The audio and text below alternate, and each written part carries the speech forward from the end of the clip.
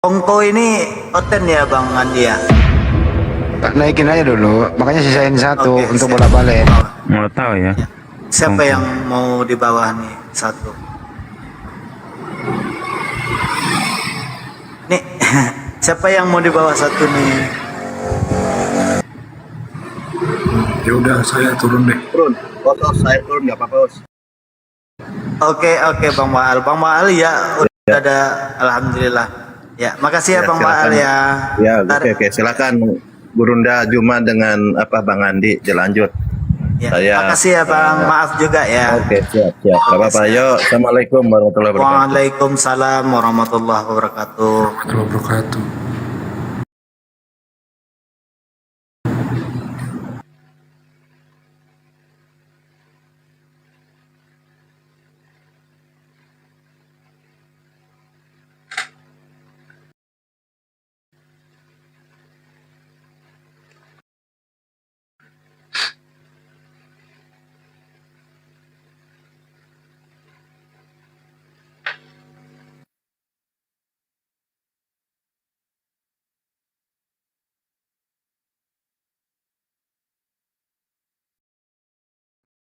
Mana kongko tadi? Nggak ada.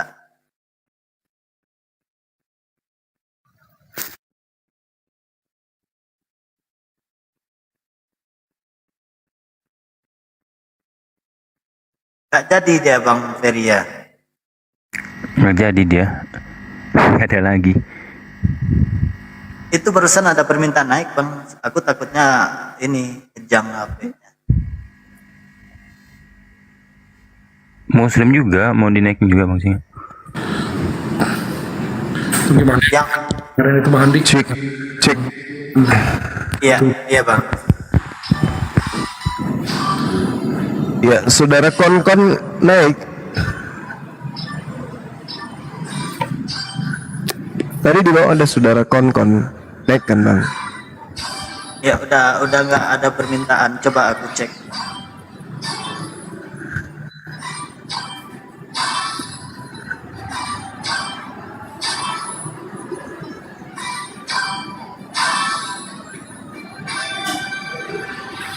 Itu suara apa ya? Bang Han monitor. Aku lagi sambil Semalam itu ada Ya. sambil apa Bang? Ada nggak kontak HP yang kita butuhkan? Alhamdulillah ada. Nanti dibicarakan belakang layar Manjoma sama Pak Hendra yang megang. Siap.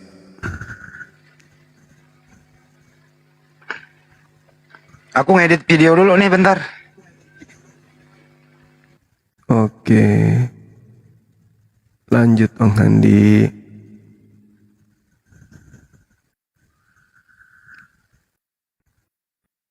Gak ada ontennya di bawah ya? Ada, tapi oten nggak berani naik kayaknya rendah. Ya, kon ke atas.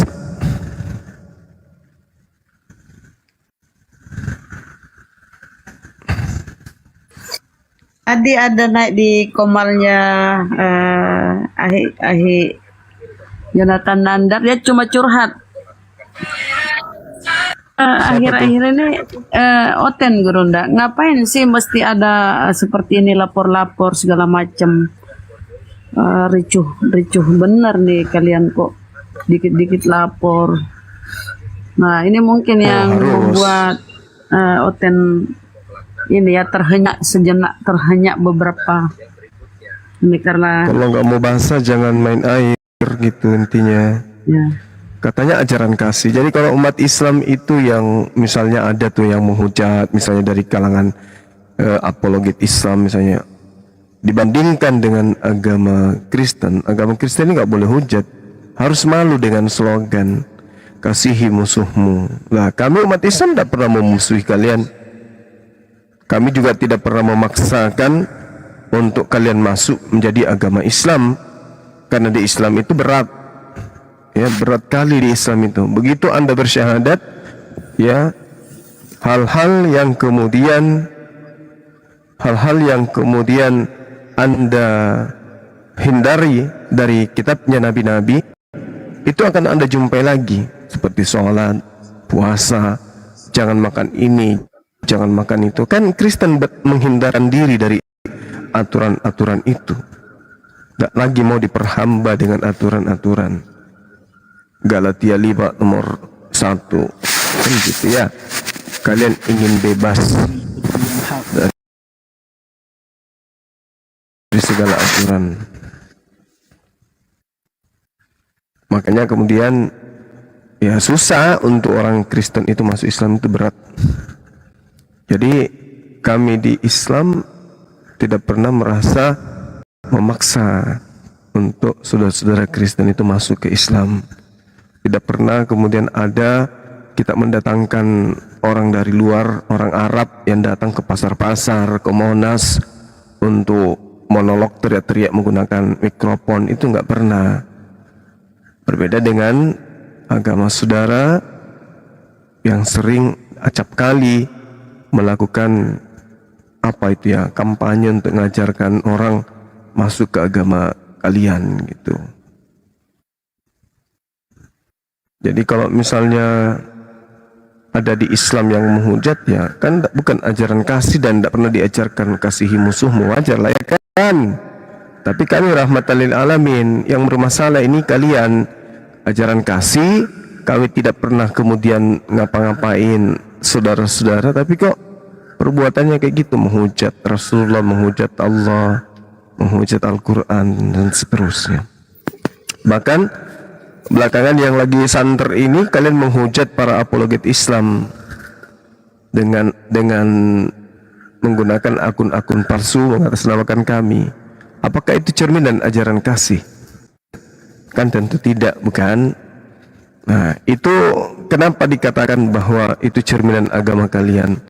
Karena keberadaan kalian itu terkait dengan perbincangan tentang perbedaan agama. Artinya ketika Anda berbicara itu adalah warna agama Anda. Artinya ketika Anda berbicara seperti itu saudara-saudara Oten. Naiklah kon-kon.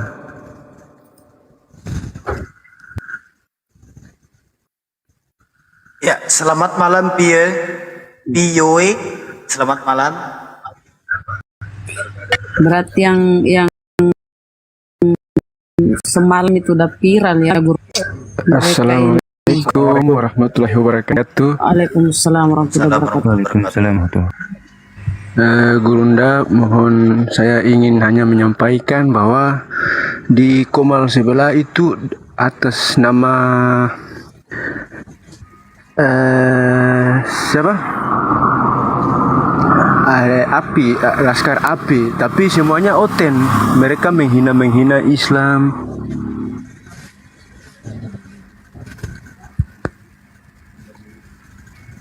Ya, itu udah Iya, itu yang tadi yang barusan saya katakan, Bang. Bahwa mereka gara-gara frustasi, gara-gara stres, tidak mampu kemudian adu argumen dengan kita, maka mereka dengan stresnya mereka itu berbuat seperti itu. Cerminan bahwa kalau mereka mengaku ajaran kasih sebenarnya itu ya tidak sesuai dengan fakta.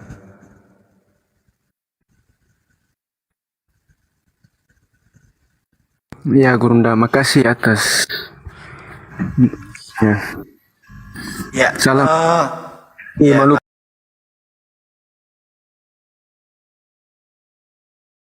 Utara Bang. Oke, siap. Ya, Bang Blis. Ya, sisakan satu kursi. Iya, untuk iya, Oten ya. salam Bang.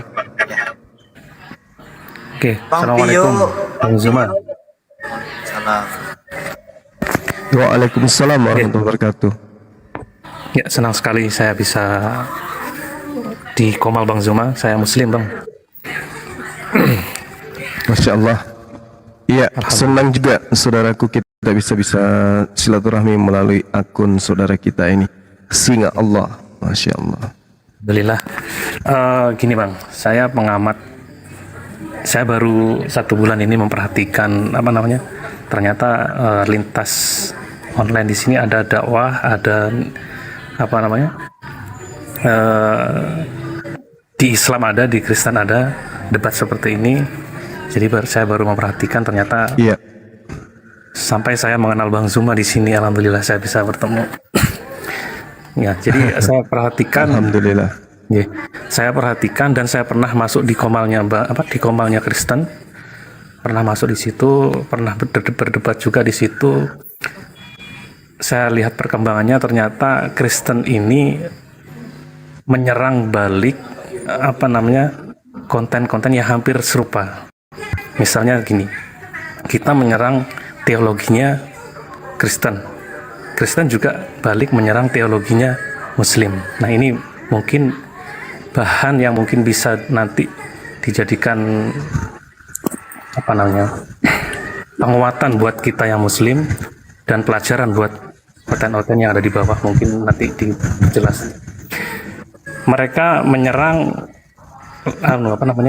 surat Az-Zukhruf, surat Asy-Syura 11, laisa kamitslihi syai'un itu, Pak.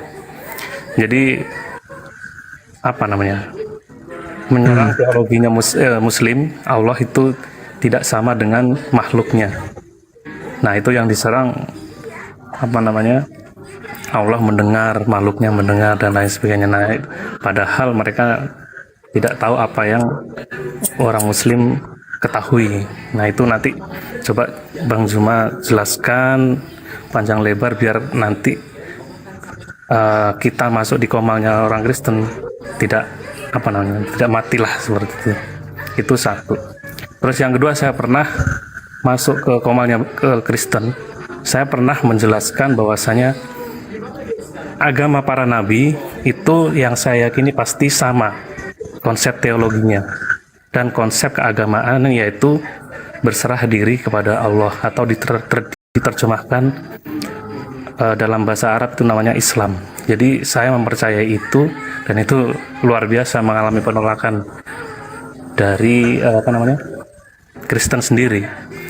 Dan saya memberikan contoh bahwasanya Nabi Musa atau pengikutnya Yahudi itu di TikTok atau di medsos itu mengiyakan bahwasanya Tuhannya sama dengan Muslim, dan itu viral, dan tidak menyamakan Tuhannya dengan umat Kristen, sampai ritual keagamaan orang Kristen itu diludahi ketika orang Yahudi melihat. Nah, di situ saya jelaskan di situ bahwasanya saya yakin agamanya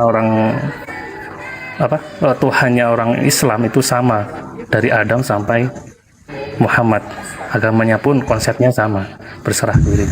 Itu yang saya yakini. Bisa dijelaskan mungkin, Bang?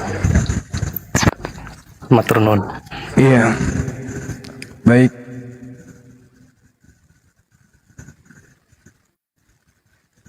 Oke, suara saya masih kedengaran nggak ini ya?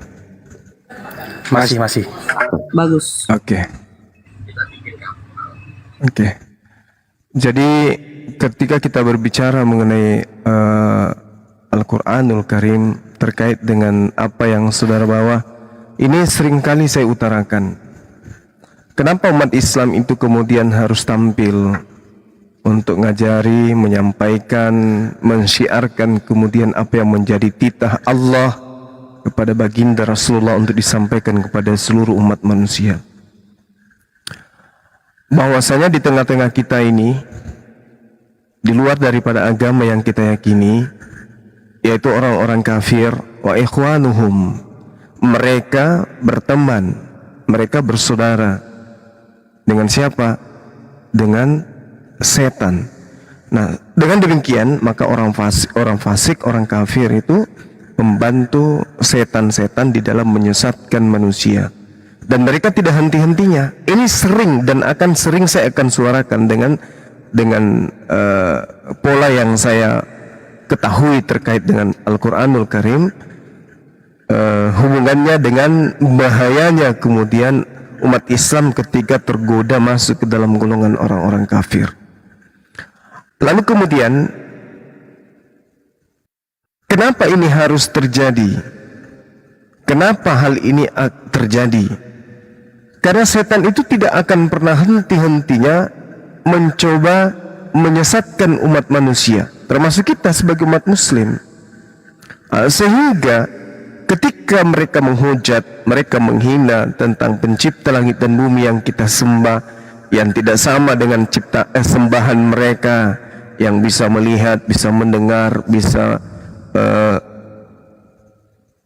bisa kemudian berkarya dan seterusnya, bermujizat dan seterusnya. Lantas kemudian mereka membandingkan dengan Allah Subhanahu wa taala.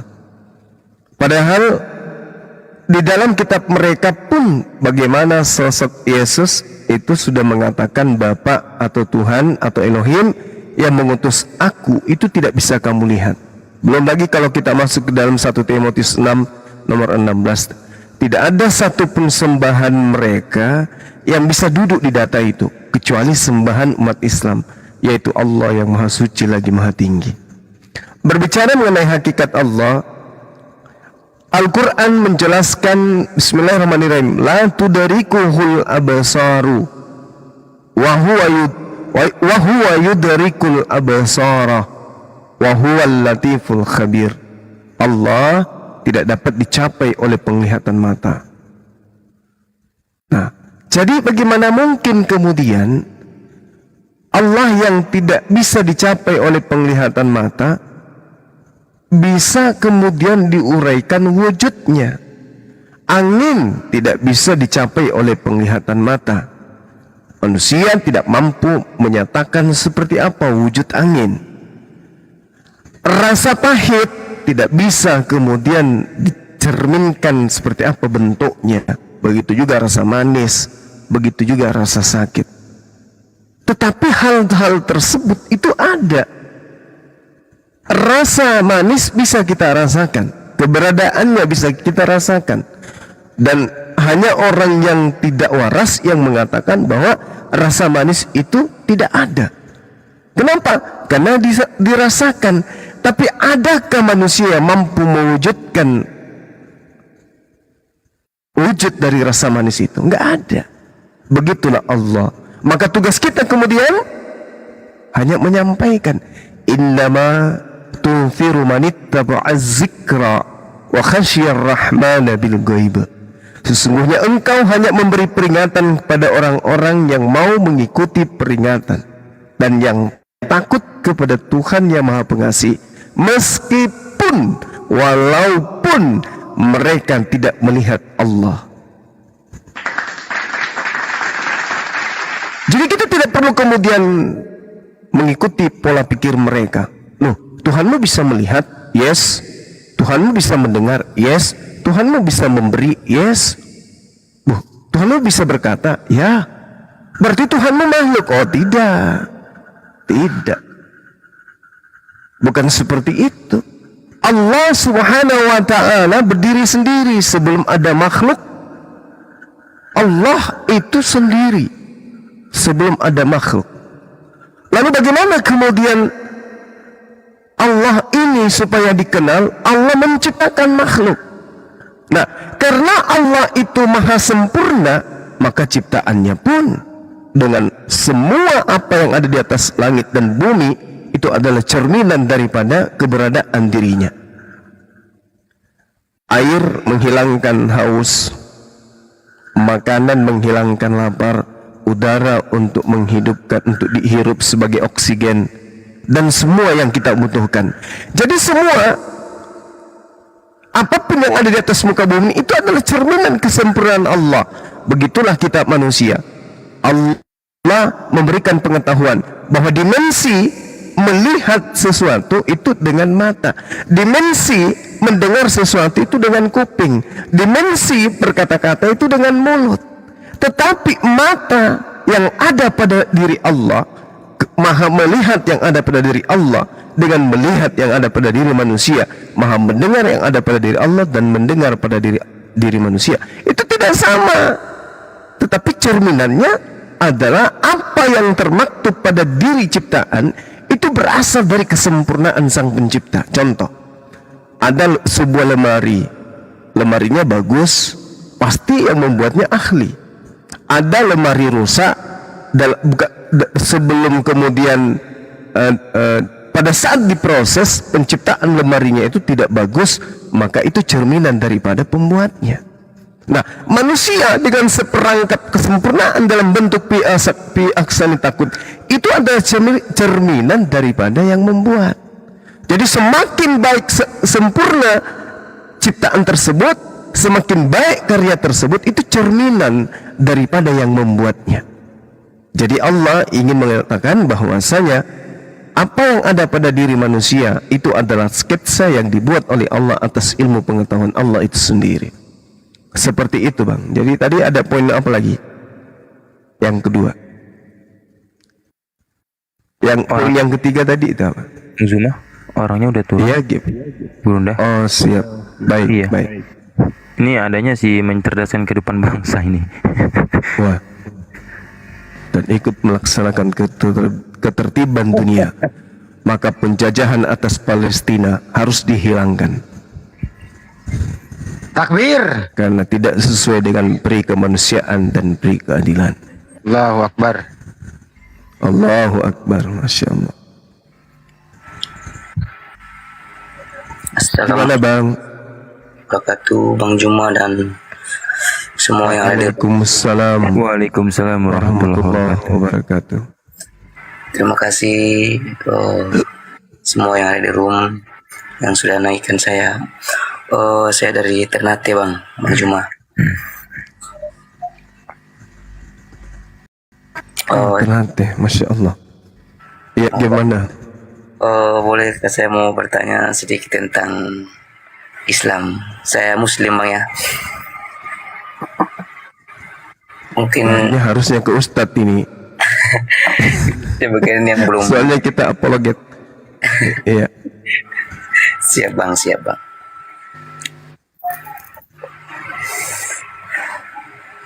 Iya, gimana Bang? Mana tahu kita bisa sedikit tahu apa pertanyaannya. Karena mungkin masih belum terlalu paham, Bang, ya. Jadi sini aku cuma bertanya masalah sholat pada zaman Nabi sebelum Nabi Muhammad, ya, Bang.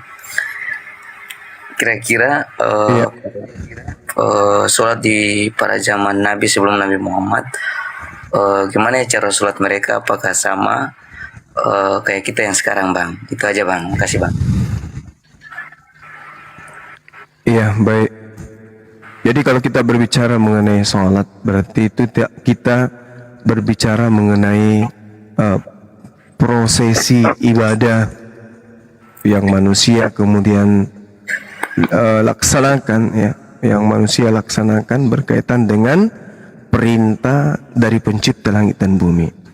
Nah, ayat suci Al-Quran menerangkan ketika kemudian Allah mengambil perjanjian kepada Bani Israel. Wa qala Allahu inni ma'akum, wahai Bani Israel, aku bersama dengan kalian. Lalu dikatakan, la in akamtumus shalah, jika kamu melaksanakan salat,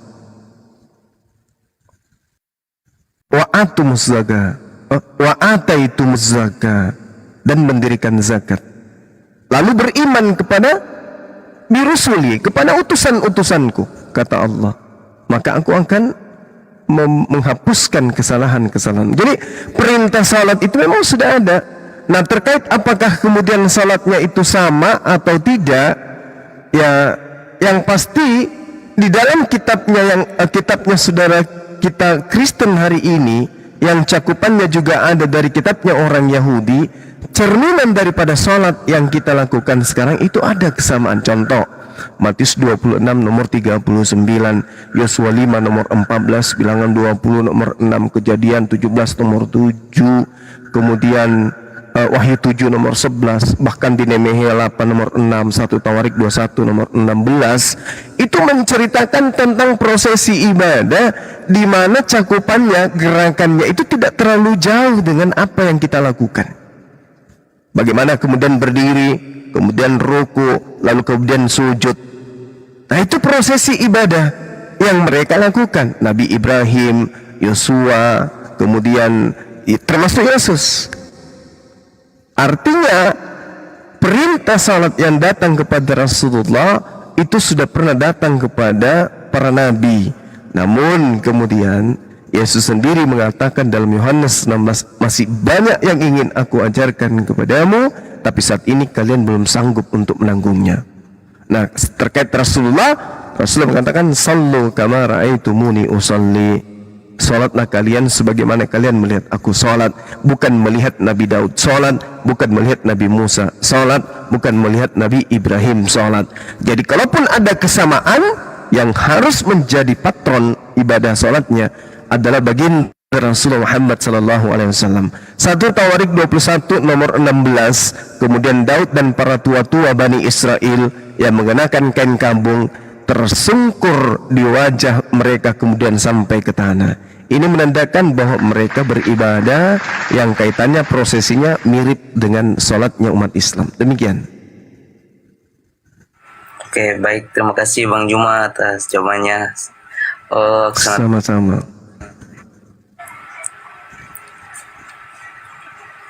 Alhamdulillah aku bisa paham Bang ya. Terima kasih banyak, Bang. Berarti ini Bang, Nabi Muhammad lah yang penyempurnaan untuk sholat itu sendiri ya Bang.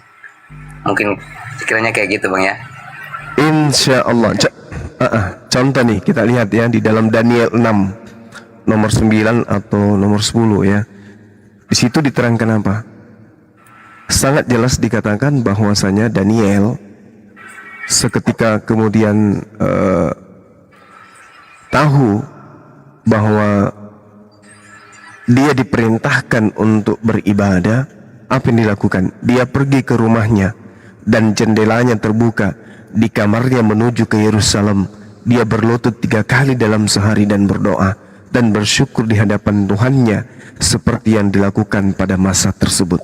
Artinya kaidah ibadahnya pada masanya seperti itu 3 kali dalam sehari. Kalau di Islam 5 kali dalam sehari. Nah itu dia.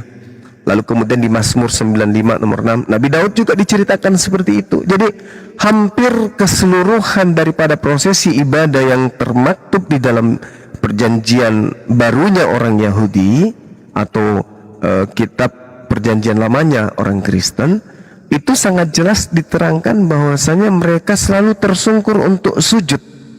Sujud dalam beribadah, bukan salto-salto, jingkrak-jingkrak, sorry.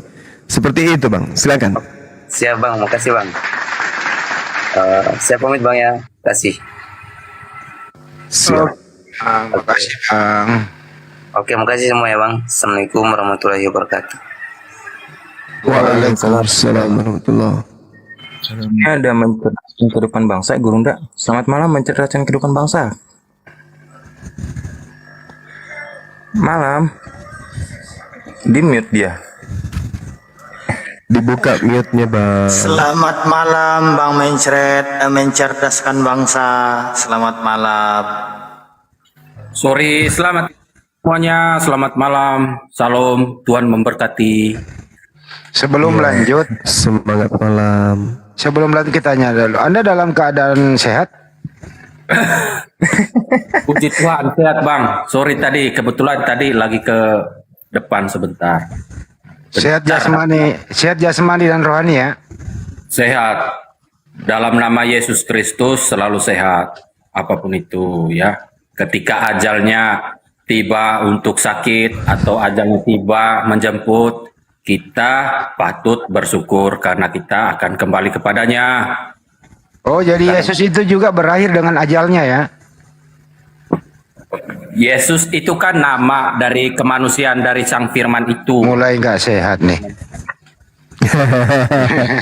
Iya. Ya udah Bang Juma, itu katanya Yesus kembali dengan dia juga punya ajal gitu. Ketika kita memahami bahwasanya Yesus kembali kepada ajalnya, tentu jiwa dan raga Yesus yang hakikatnya sebagai manusia itu kembali kepada hakikatnya yang sebagai ilahi, yang adalah firman Allah. Yesus kan tidak diciptakan dari debu tanah, Mas. Ketika Yesus Kristus naik ke langit dengan tubuh kemuliaannya, itu kembali kepada hakikat keilahiannya. Silakan. Iya, iya, iya, iya, iya. Ini Anda menjelaskan seperti itu karena doktrin iman atau memang akal? Begini, kita bermula Iya. dari firman Allah. Karena firman Allah sudah jelas menegaskan bahwasannya firman itu telah menjadi manusia, firman itu telah menjadi daging. Jelas di sini adalah daging manusia, yaitu daging Yesus Kristus. Nah, Iya, iya. dari mulut kemanusiaan Yesus Kristus, firman Allah itu tersampaikan.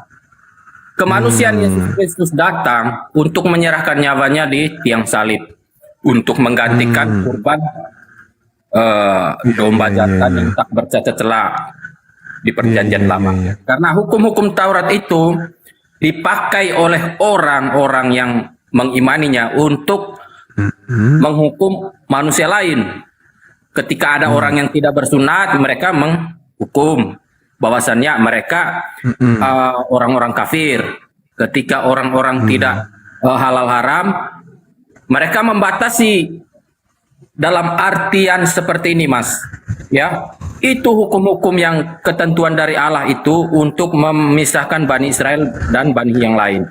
Ketika hukum itu berlaku, hukum itu akan menimbulkan kebencian. Maka firman Allah tidak sebatas sampai di situ. Maka firman Allah itu ada namanya penggenapan dari hukum-hukum Allah, hukum-hukum tertentu, ada penggenapannya, yaitu Yesus Kristus, penggenapan dari hukum Taurat itu.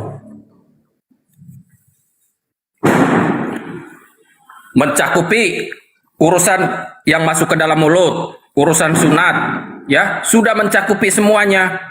Itu digenapi oleh Yesus Kristus, kemanusiaan dari firman Allah yang turun menjadi manusia itu. Silakan Bang, lanjut. Loh, kok ada kembang api lagi ya? Pairing. Oke, baik. Jadi asal dari Yesus menjadi manusia itu adalah firman. Firman ini apakah sifat atau apa ini, Bang? Apakah sifat Allah yang bersama-sama dengan Allah? Pada mulanya adalah firman, firman itu bersama-sama dengan Allah.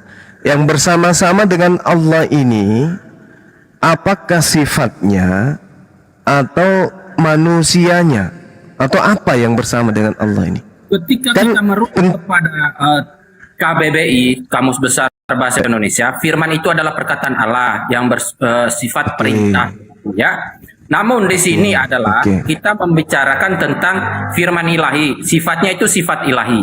Firman Allah dalam perspektif umat Kristen itu tidak membantah KBBI, itu ada benarnya. Namun ada substansinya. Firman itu apa? Firman itu adalah pikiran Allah itu sendiri yang diaktualisasikan melalui Allah berfirman.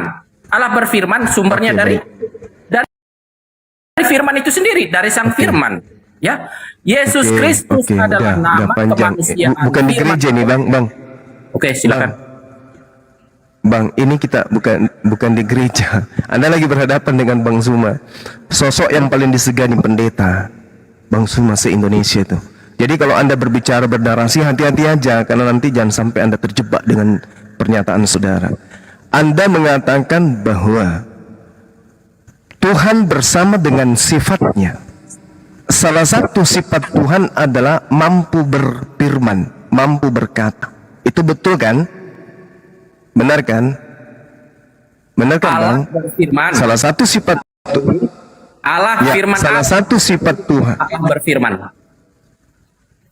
Salah satu sifat Allah itu adalah mampu berkata, mencipta dengan cara berkehendak. Kehendak Allah kemudian keluar dari Allah dengan cara berfirman. Contoh, jadilah terang, maka terang jadi. Kalau diuraikan kemudian oleh tafsir dari pernyataan jadilah terang itu, maka tafsirannya gini: matahari pada mulanya adalah firman. Matahari pada mulanya adalah perkataan, di mana perkataan ini berasal dari sifat yang melekat pada diri Tuhan. Betul atau tidak?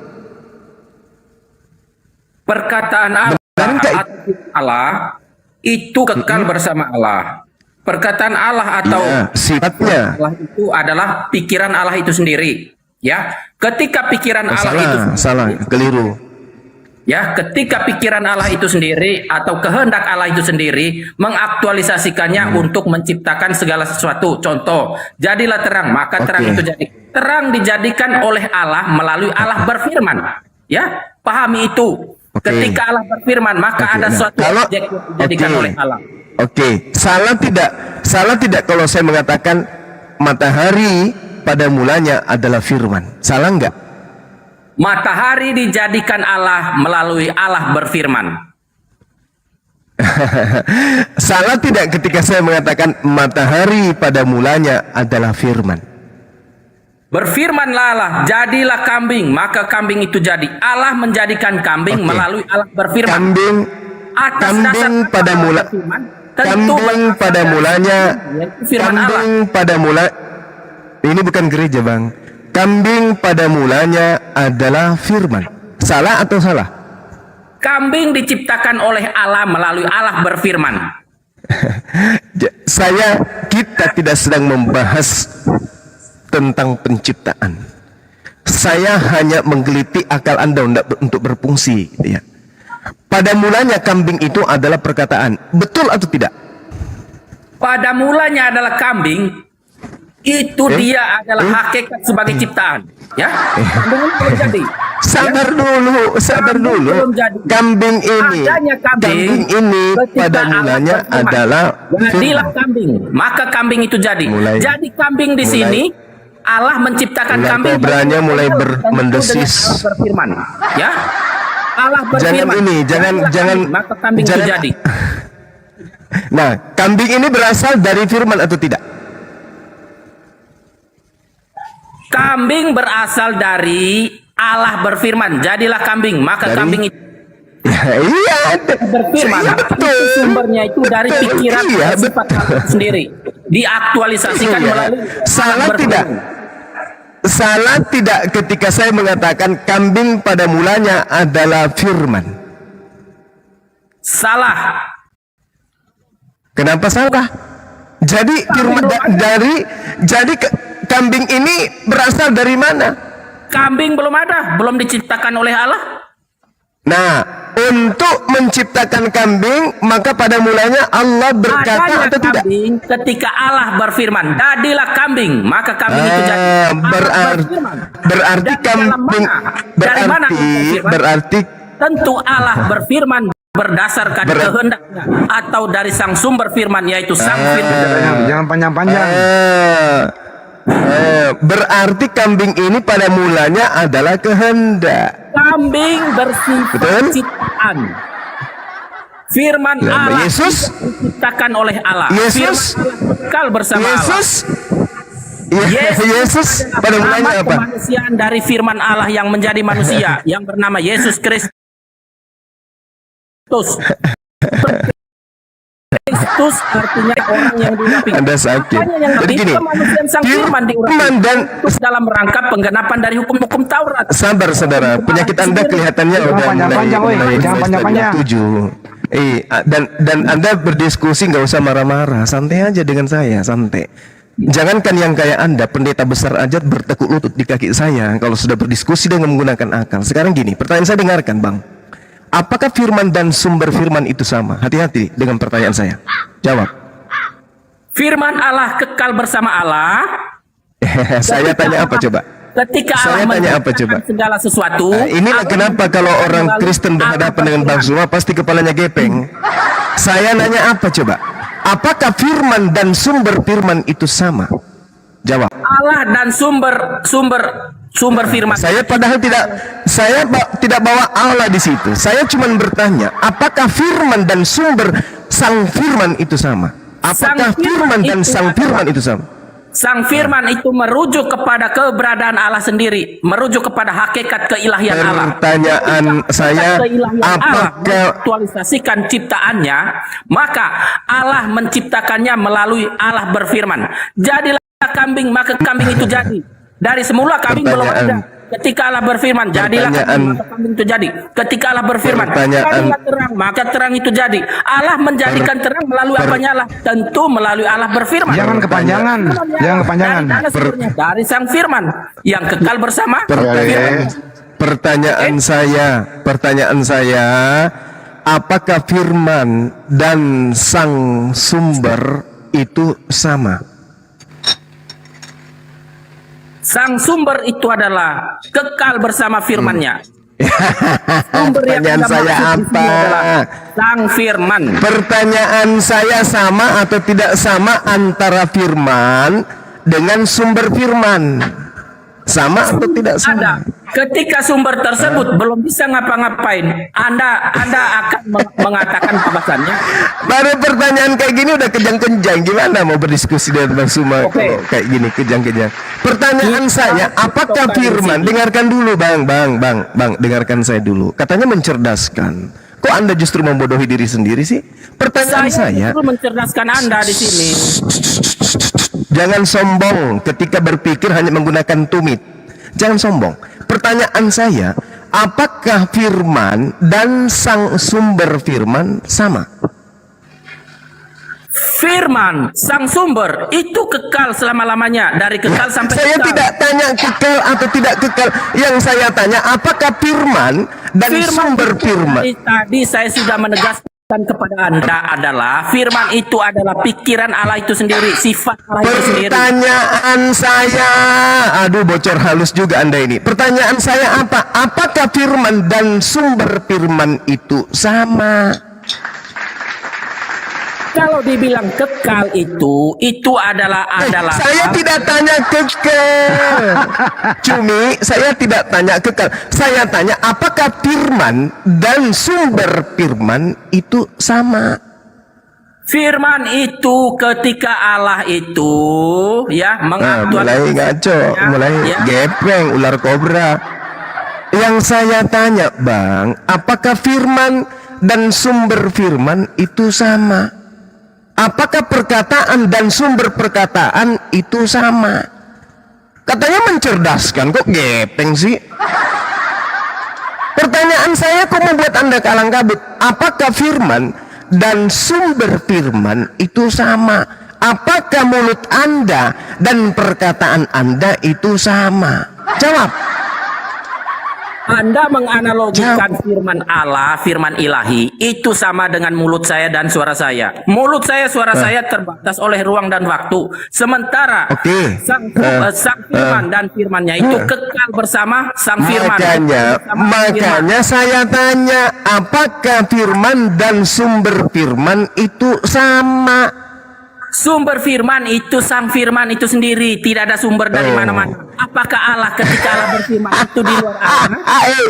Oke, sekarang mari kita lihat. Mari saya ajarin. Mari saya ajarin, Bang. Dari luar sang sumber. Abang. Mari saya ajarin, Bang. Saya ajarin. Jangan gengsi untuk belajar sama Bang Suma ya. Bang Suma bisa menjadi guru yang baik untuk Anda ketika Anda duduk dengan tenang, atur napas, minum air putih, usap dada. Ambil tisu untuk menjaga liurnya netes. Yesaya 55 nomor 11. Dengarkan saya. Demikianlah firmanku yang keluar dari mulutku. Ada berapa objek di sini? Firmanku, mulutku. Ada berapa objek? Jawab saya, Bang. Ini firman Tuhan loh. Jangan mencret dulu, belum makan rujak pun. Saya tanya, Yesaya 55 nomor 11, demikianlah firmanku yang keluar dari mulutku. Di situ ada berapa objek? Firmanku, mulutku. Di situ ada berapa objek? Saya kode mute sama kawan Anda. Sama-sama pengecut. Jadi firmanku, dabar, mulutku, v. Ada berapa oknum di situ? Antara firmanku dan mulutku di situ ada berapa objek? Ada berapa, Bang? Firman yang Anda maksud di sini adalah pesan-pesan dari firman ilahi oleh para nabi. Pertanyaan saya ini untuk mencerdaskan Anda. Pertanyaan saya, Yesaya 55 ketika Tuhan berbicara mengenai dabar, ya, dengan berbicara mengenai p, mulut, sumber, dan juga apa yang keluar dari sumber, apakah itu satu objek atau dua objek? Jawab. ketika Allah berfirman, tidak ada satu makhluk pun yang mendengar langsung suara Allah. Anda patut mengetahui itu ya. Tidak ada satu pun yang dapat melihat Allah itu sendiri. Tidak ada satu yang lihat. Ini mau mencerdaskan apa yang ingin Anda cerdaskan kalau dengan polanya kayak gitu. Demikianlah firmanku. Sabar, saudara. Ini kita sedang berdiskusi dan Anda sudah mulai kalang kabut. Demikianlah firmanku yang keluar dari mulutku. Ini perkataan Tuhan loh. Demikianlah firman yang keluar dari mulut. Pertanyaan saya, apakah perkataan dan mulut itu sama? Jawab. Mulut diciptakan oleh Allah itu sendiri. Hakikat keilahian Allah itu sendiri yang menciptakan mulut. Melasa. Orang Jepang mengatakan Anda ini melasa.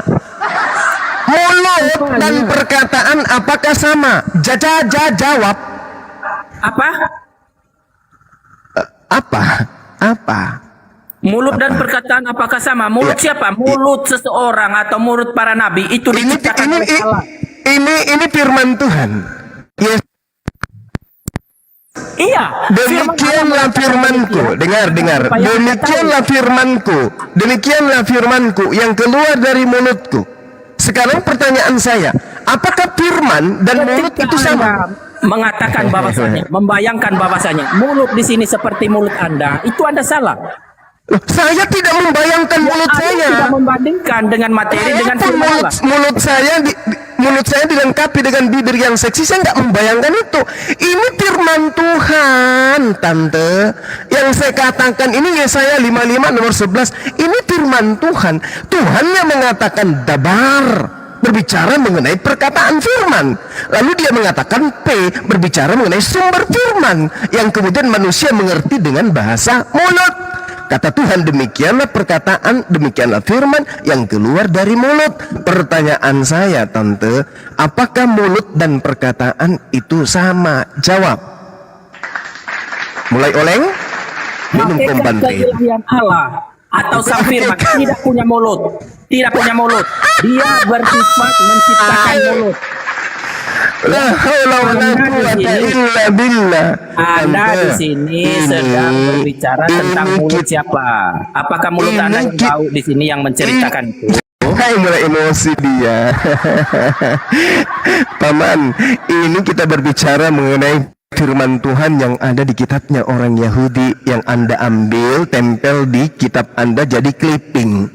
Oke, sebagai hiasan, tapi Anda tidak imani. Di sini sangat jelas firmanku yang keluar dari mulutku. Yesus itu adalah firman yang keluar dari mulut. Berarti Yesus tidak berasal sebagai kehendak yang utuh dalam diri Tuhan nuzul menjadi manusia, tapi dia hanya perkataan. Innama amruhu idza arada syai'an ayyakula lahu kun fayakun. Mazmur 33 nomor 9. Dengarkan. Sebab Tuhan berfirman, maka semuanya jadi. Tuhan memberi perintah, maka semuanya ada. Jadilah hamil Maria. Hamillah Maria. Jadilah Yesus. Ini yang disebut innama amruhu idza arada syai'an ayyakula lahu kun fayakun. Memberi perintah, maka semuanya jadi. Memberi firman, maka semuanya ada. Nah, sekarang permasalahannya adalah Anda beriman kepada Yesus dan mengatakan Yesus itu adalah Tuhan, dikarenakan Yesus adalah nama dari Tuhan yang menjadi manusia. Yesus itu bukan mulut Tuhan yang menjadi Yesus, bukan, tapi perkataan. Jadi Yesus itu pada mulanya adalah firman, sama dengan matahari pada mulanya adalah firman yang keluar dari mulut. Sampai situ Anda belum paham? Anda ngomong apa di sini? Ketika Anda membayangkan Allah itu malah bertanya Anda ngomong apa? Berarti Anda nggak paham. Makanya kalau Anda itu ingin mencerdaskan, Anda cerdas duluan. Tadi Anda mengatakan bahwa mulut dengan perkataan itu sama. Ini ilmu dari mana? Anda dapat ilmu dari mana? Antara mulut dan perkataan sama itu sama ilmunya dari siapa? Kan mana? Anda, bukan saya. Anda itu yang mengatakan demikian. Oke, baik. Saya tanya lagi. Apakah mulut dan perkataan sama atau tidak? Mulut hakikatnya sebagai lisan. Ya, mulut manusia atau mulut Yesus. Mulut Yesus. Allahu Akbar. Allahu Akbar. Masya Allah. Tante. Mulut Yesus yang saya bawa tadi Allah itu sendiri, yaitu Sang Firman, yaitu hakikat keilahian Yesus itu sendiri menciptakan mulut Yesus. Melalui mulut Yesus, firman Allah, firman ilahi, firman hakikat keilahian Yesus itu tersampaikan. Anda menyamakan hakikat mulut sebagai jadi mabuk kayak gini? Itu yang Anda salah di sini, Mas. Kenapa jadi mabuk? Anda ditertawakan sama umat Islam awam. Ketika saya mengatakan Yesaya 55 nomor 11 itu, saudaraku, ini berbicara mengenai firman Tuhan. Ini klaim sebagai firman Tuhan. Dengarkan baik-baik ya. Demikianlah firmanku yang keluar dari mulutku. Ini perkataan siapa? Ini perkataan Elohim. Jadi ada sesuatu yang keluar dari mulut. Mau Anda artikan itu mulut seperti apapun yang jelas, alat yang mana alat ini adalah mesin sumber perkataan itu keluar. Oke? Nah, sekarang begini. Firmanku yang keluar dari mulutku. Pertanyaan saya, apakah mulut Tuhan dan firman Tuhan itu sama? Jawab. Tuhan tidak bermulut. Tuhan menciptakan mulut untuk menyampaikan firman-Nya. Karena bisa mendengar langsung dari sumber. Allahu Akbar. Masya Allah. Jadi Yesaya 55 nomor 11 ini salah. Yang salah itu Anda. Anda tidak bisa memahami firman ilahi dengan firman fisik, materi. Ketika firman Allah itu turun atas para nabi berupa tiang awan, berupa mimpi, berupa penglihatan. Anda menyamakan penglihatan para nabi dengan keilahian Allah itu sendiri. Anda salah. Ketika kita membahas tentang firman ilahi, saya kasihan sama membahas tentang materi. Siapkan karung basah. Iya, Allah Tuhan kata Anda tidak punya mulut. Tapi ketika Tuhan seutuhnya 100% menjadi manusia, boleh kata dia. Allah nggak punya mulut, tapi menjadi manusia, nenoknya dipotong pada hari ke-8 bisa. Ini apa yang Anda ingin cerdaskan sini? Ayam? Anda ingin mencerdaskan ayam? Ya silakan ke kandang ayam. Di sini nggak bisa dengan pola itu. Namun La haula wala quwata illa billah. Ya Allah, aku berlindung kepada manusia berwujud setan berwujud manusia kayak begini. Ini data di dalam kitabnya orang Yahudi, kata peh di situ diterjemahkan dengan mulut. Oke. Nah, sekarang pertanyaannya, mampu nggak Anda berdiskusi dengan saya? Mampu tidak? Kalau Anda mampu, jangan saya di mute. Nah, ini kita diskusi, Bang. Ini kita diskusi, Bang. Nah, itu dikasih mulut. Ini kita berdiskusi ya, Bang. Santai aja, Bang, santai. Ini Yesaya 55 nomor 11, di situ ada kata P, definisi P, arti P, terjemahan P dalam bahasa Ibrani ke Indonesia itu mulut. Anda menyalahkan saya, tapi datanya ada. Gimana ceritanya, Bang? Yang saya tidak paksakan Abang untuk menjadi waras. Tidak ada yang menyalahkan Anda, yang menyalahkan diri Anda sendiri. Tadi Anda yang menyalahkan saya loh. Saya mau mengasih pemahaman kepada saudara. Saya 55 nomor 11. Lo kasih pemahaman ke saya gimana ceritanya, Abang? Antara perkataan dan saya 1 menit. Aja, Abang nggak kasih paham. saya 1 menit. Apakah dengar? Kasih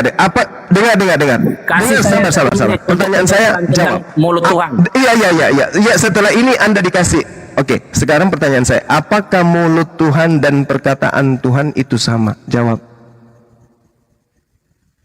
Kok saya di mute? Jawab, Bang. Kerjaan ini. Ya karena Abang ngomong terus.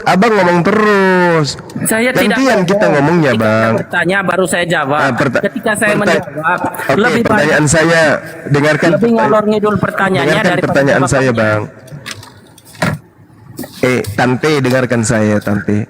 apakah mulut Tuhan dan perkataan Tuhan berdasarkan Yesaya 55 nomor 11 itu sama atau beda? Jawab. Tuhan tidak bermulut. Yang Anda pahami di sini adalah mulut itu ciptaan Tuhan. Allahu Akbar, Masya Allah. Allahu Akbar. Ini kita sedang membaca dalil. Mulut di sini adalah mulut ilahi, firman ilahi, mulut ilahi, bukan mulut fisik. Iya, maka yang Oke, saya tanya kepada Anda bisa menggambarkan tidak mulut ilahi di sini? Bagaimana besarnya? Apakah seperti mulut Anda? Hah? Mulut ilahi apakah besarnya seperti mulut Anda? Saya tanya Anda. Mestinya pertanyaan itu Mulut bukan di Anda. sini adalah mulut yang bersifat ilahi. Firman ilahi itu tersampaikan. iya kan? Tentu dia memakai cara Kan saya tanya tadi. Bukan bahasa Anda. Yesaya 55 nomor 11, di situ tertulis firmanku yang keluar dari mulutku. Berarti ini sedang berbicara mengenai mulut Tuhan. Mulut ilahi, bukan mulut seperti mulut Anda yang bersifat terbatas. Firman Allah itu tidak terbatas, ya Karim, tidak terikat oleh ruang dan waktu. Inilah ular kobra. Kalau pura-pura jadi cumi-cumi ya sama kayak seperti gini. mulut Anda, maka Anda salah. Begini loh, tante, gini tante. Ini saya sedang membahas tentang hakikat Tuhan. Mulut Tuhan tentu tidak sama seperti makhluk, karena Tuhan tidak sama seperti makhluk. Antara mulut Anda dengan mulut monyet, meskipun sama-sama mulut, tetapi tidak sama. Kenapa? Anda meskipun mirip monyet, tapi Anda bukan monyet. Jadi mulut sama-sama mulut, tapi tidak serupa. Nah sekarang ini ini Tuhan yang kita bahas. Berbicara mengenai Tuhan, di situ dikatakan mulutku dan juga firmanku. Pertanyaan saya, mulut ilahi, kalau Anda tidak mengerti Tuhan, kan saya tadi bertanya, mulut Tuhan dan perkataan Tuhan apakah sama? Anda lari ke ilahi, oke, saya ke ilahi. Apakah mulut ilahi dan perkataan ilahi itu sama atau beda? Jawab. Firman ilahi itu disampaikan kepada manusia, tersampaikan kepada manusia melalui Pertanyaan saya apa, Peng? La haula wala quwata illa billah. Pertanyaan saya, apakah mulut ilahi dan perkataan ilahi itu sama atau beda?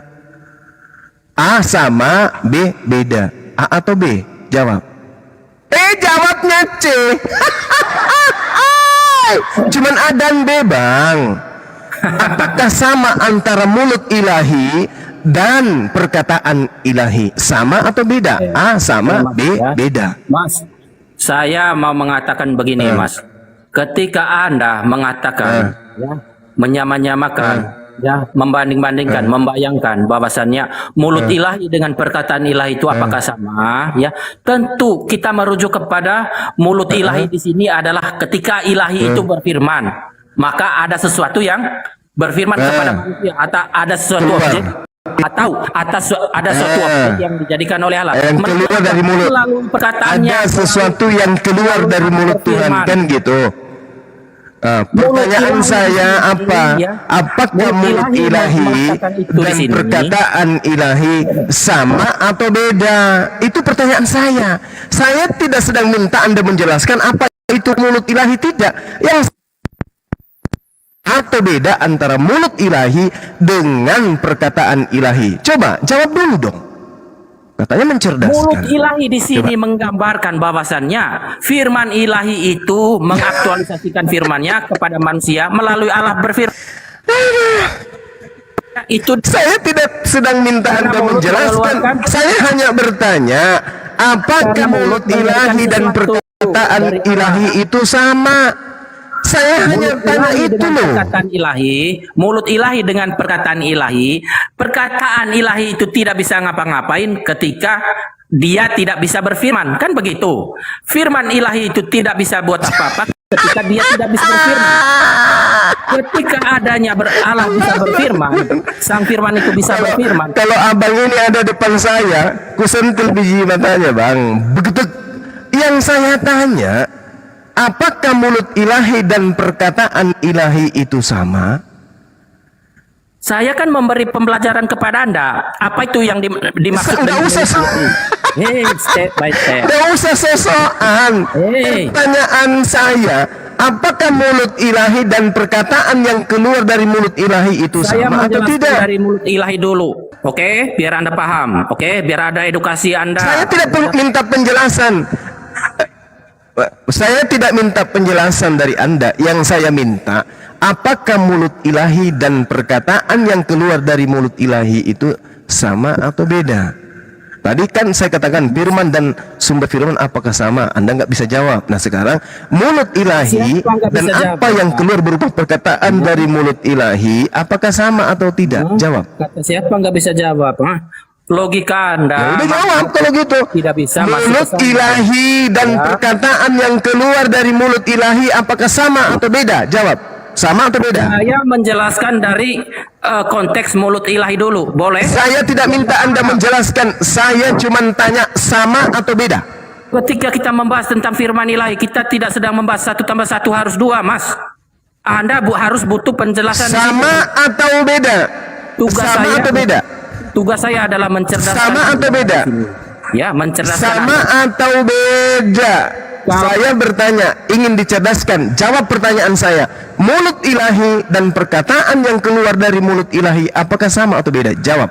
Ketika Allah berfirman, itu beda konteks dengan firman Allah itu sendiri. Ya, ketika firman Allah itu sendiri kekal bersama Allah, maka ketika firman Allah itu kekal bersama Allah itu sendiri, maka Allah berfirman. Firman Allah tadi yang kekal bersama Allah itu diaktualisasikan Allah melalui Allah berfirman. Sekarang yang kekal bersama dengan Allah mulutnya atau perkataan yang keluar dari mulutnya? Mulut Allah itu yang adalah kekal bersama Allah, yang kekal bersama dengan Tuhan, yang kekal bersama dengan Tuhan, mulut Tuhan atau perkataan Tuhan yang kekal bersama Tuhan? Yang kekal bersama Tuhan, yang kekal bersama Sang Firman adalah firman. Meong. Bagaimana Anda ini? Mulut Tuhan yang kekal bersama Tuhan atau perkataan yang keluar dari mulut Tuhan itu yang kekal bersama? Konteksnya Tuhan berfirman. Anda paham? Oke, berarti kalau ketika Tuhan mengatakan jadilah monyet, berarti monyet ini yang kekal bersama dengan Tuhan.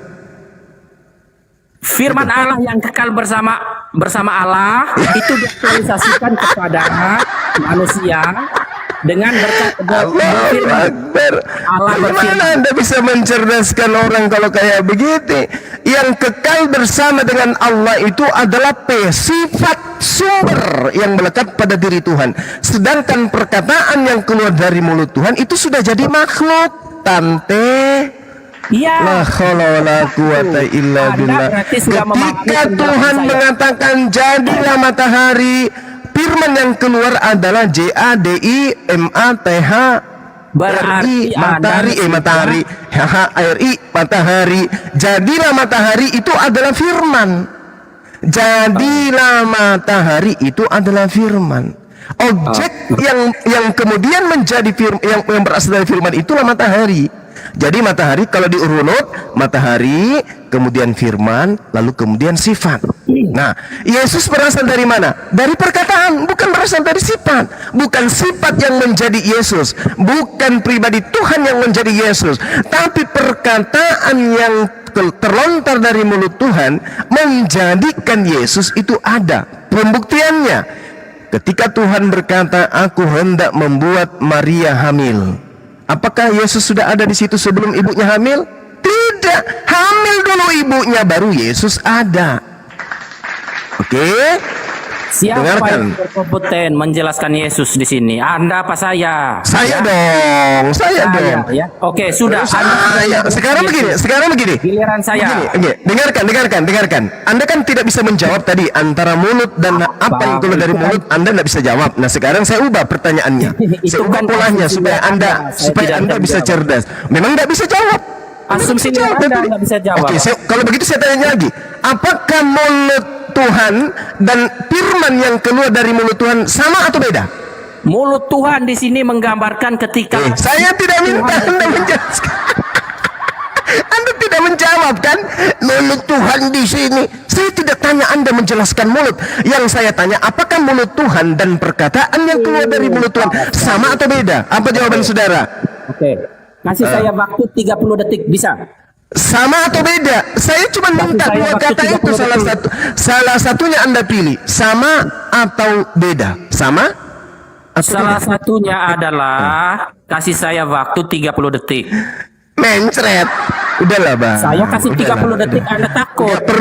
Nggak perlu apa yang Anda ingin jelaskan. Pertanyaan Takut. saya, apakah mulut Tuhan dan perkataan yang keluar dari mulut Tuhan sama Saya atau tidak? menjawab dulu dari perkataan mulut. Mulut itu mencerminkan Allah berfirman. Jadilah terang, maka terang itu jadi. Itu konsepnya di situ, ya. Allah berfirman Mencerminkan. itu. Mulut Allah Oke, itu bersumber dari mana? mulut, Dari firman. mulut Allah berfirman. Oke. Nah sekarang mulut ini yang bersama-sama dengan Allah atau firman yang bersama-sama dengan Allah?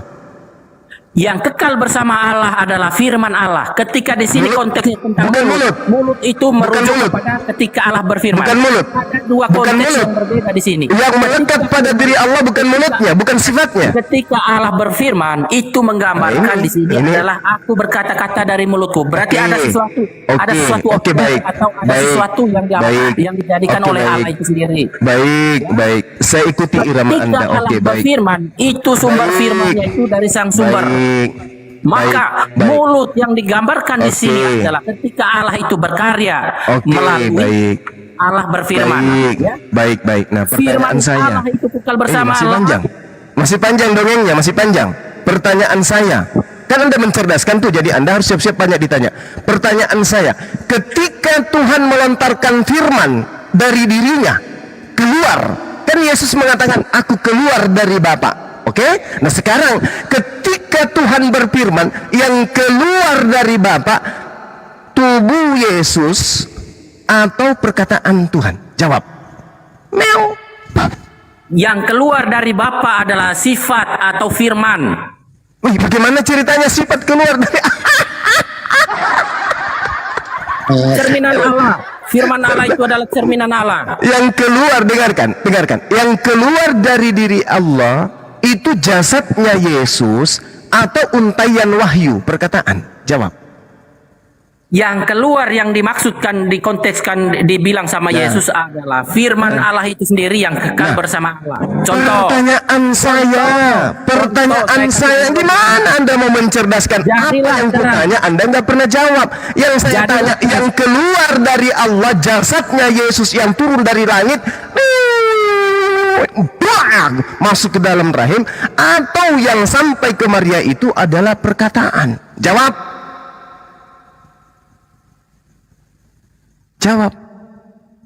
Kalau Yesus yang turun dari langit, bayi dia dari langit sampai ke bumi, dia sudah berjenggot.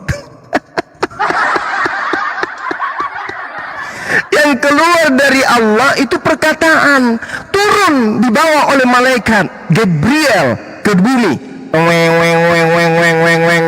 Firman diantar oleh Gabriel ke Maria. Maria, ya paman, yang Maha Tinggi menginginkan engkau hamil. Oh, kenapa bisa paman? Yes, yang Maha Tinggi menginginkan demikian. Pertanyaannya, yang dibawa oleh Gabriel, Roh Kudus, sampai ke bumi, sampai ke Maria itu jasadnya Yesus atau firman wahyu?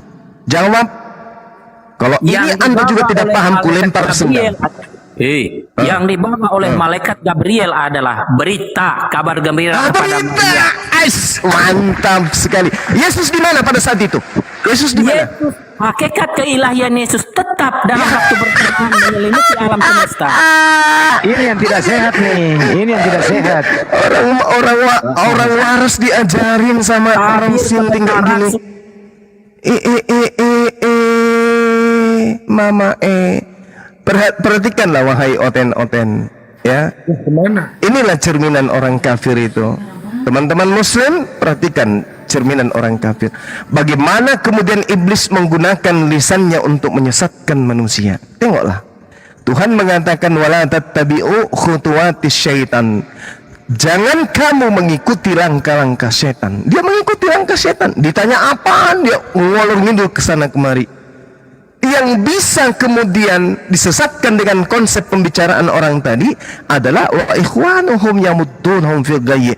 Orang-orang yang bersekutu dengan setan bisa disesatkan dengan oknum tadi. Ditanya di dalam Yesaya 55, jelas sekali terekam di sana. Di situ ada kata dabar, firman Tuhan yang keluar dari mulut Yatsa. Apa yang keluar? Firman dabar Yatsar. Yatsa ini keluar dari mana? Dari V, mulut Tuhan. Keluar dia. Jadi Tuhan melontarkan sebuah kehendak. Innama amruhu idza arada syai'an ayyaqula lahu kun fayakun. Tuhan melontarkan firman-Nya, jadi maka jadi. Ini yang terurai. Mazmur 33 nomor 9. Tuhan memberi perintah, maka semuanya jadi. Tuhan berfirman, maka semuanya jadi. Tuhan memberi perintah, maka semuanya ada. Muka bumi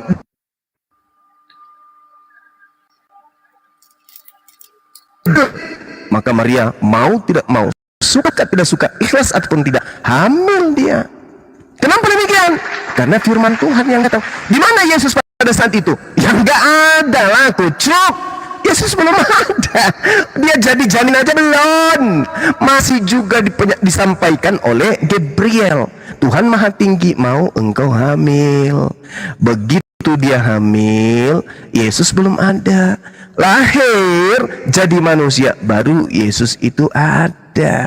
Makanya dikatakan firman yang keluar dari mulut Tuhan itu telah menjadi daging. Bukan Yesus yang menjadi daging, bukan, tetapi perkataan Tuhan, kehendak Tuhan jadi Yesus. Bukan mulut Tuhan yang jatuh turun ke bumi menjadi manusia, bukan, tapi sesuatu yang keluar dari sifat Allah, yang keluar dari P, mulut yang melekat pada diri Allah, sifat yang melekat dari kepada Allah, itu melontarkan sebuah kehendak yang turun ke atas muka bumi, kemudian mengakibatkan Maria tanpa suami bisa hamil. Jadi yang menjadi Yesus itu bukan Yesus. Yang menjadi Yesus itu adalah kehendak Allah. Kehendak Allah bagaimana bisa sampai kepada manusia? Berfirman, kun. Jadi disampaikan kemudian oleh malaikat, Maria, iya, aku Gabriel, iya tahu mau ngapain. Aku disuruh oleh pencipta langit dan bumi untuk memberitakan bahwa dirinya menghendaki engkau hamil. Gimana mungkin saya mau hamil, Gabriel? Saya nggak ada suami. Yang Maha berkehendak menginginkan, ya pasti terjadi. Ya udah kalau begitu silakan hamillah Maria. Kemudian Yesus mengatakan apa setelah dia keluar ke muka bumi? Waalaikumsalam. Waalaikumsalam. Apa kata Yesus ketika dia ada di bumi? Apa kata Yesus? Aku datang bukan atas kehendakku sendiri, tapi atas kehendak Bapa yang mengutus aku. Yohanes 8:42. Andai saja Yesus itu adalah sumber itu sendiri yang menjadi manusia, maka Yesus akan berkata, aku datang atas kehendakku sendiri. Aku sendiri yang mau menjadi bayi, aku sendiri yang mau menjadi manusia, aku sendiri yang mau netek, aku sendiri yang mau sunat, aku sendiri yang mau jadi mayat. Tapi faktanya Yohanes 8:42, Yesus dengan sangat jelas mengatakan, aku datang bukan atas kehendakku sendiri. Berarti dia ciptaan, dia diperintah untuk menjadi manusia. Kalau Tuhan yang menjadi manusia, maka manusia ini akan berkata, aku datang menjadi manusia atas kehendakku sendiri. Kenapa? Ya aku Tuhan. Faktanya kagak. Aku datang bukan atas kehendakku sendiri. Apa bedanya dengan Bang Suma? Aku datang atas muka bumi ini dengan jenis kelamin laki-laki, ganteng, cakep, manis, bernama Bang Suma, bukan atas kehendakku sendiri. Ketampananku dan kemanisanku itu, kegagahanku bukan dari diriku, tapi dari Allah yang telah mengutus aku. Sama, gak ada bedanya. Tos dulu, sos. Beda-beda. Lanjut teman-teman sekalian. Beda. Kalau menurut yang mencretkan tadi itu, yang menjadi Yesus adalah Yesus karena Yesus adalah firman, gitu. Iya, izin Gurunda, tadi aku yang turunin karena jawabannya pun juga sudah muter-muter Gurunda ya. Aduh. Itu Ya. mencerdaskan, Ya, mencerdaskan aduh, ya. untuk mengusir ngantuk aja. Itu sebetulnya mencerdaskan atau membahlulkan ya. Gak ada kapok-kapok itu orang masuk di rumah Muslim bawanya narasinya itu terus. Coba deh di-upgrade ini, siapa Pak Mencerdaskan, di-upgrade sedikit. Jangan itu terus loh materi yang dibawanya. Sekali-kali Yesus utusan gitu. Jangan Yesus Tuhan mulu. Kalau Yesus Tuhan mulu jelas udah lewat ya.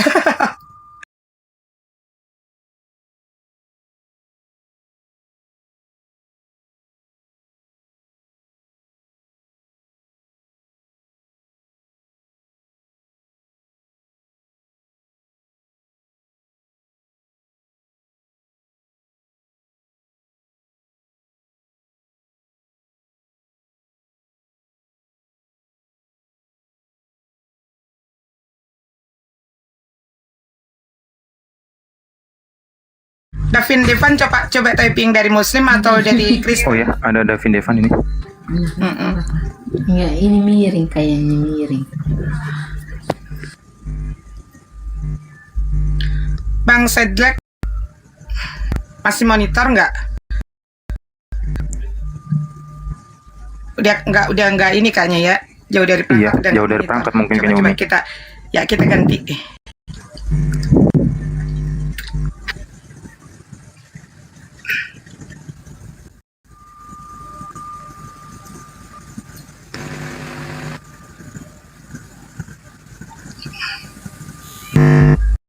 Malam Bang Davin Devan. Bang Davin.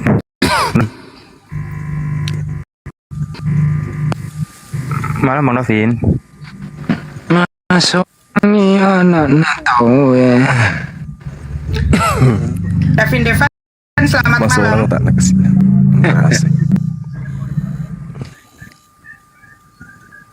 Yesus menjadi Yesus menurut mencret adik.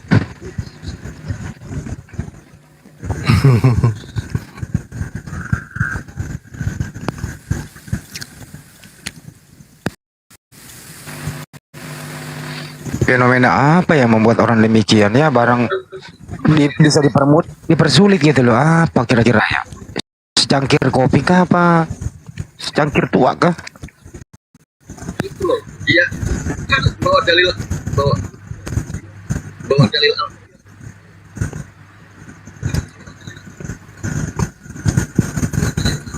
Loh, tadi itu Kristen.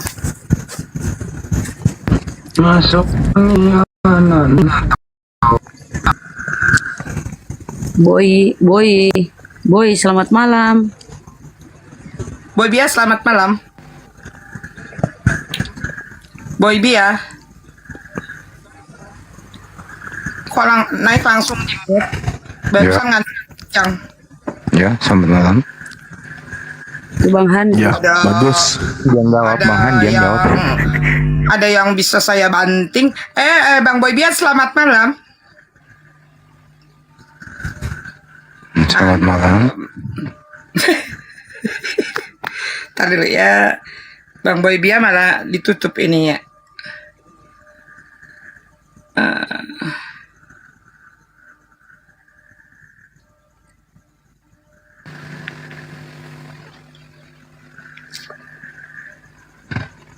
Jangan kau tutup yang sudah tertutup.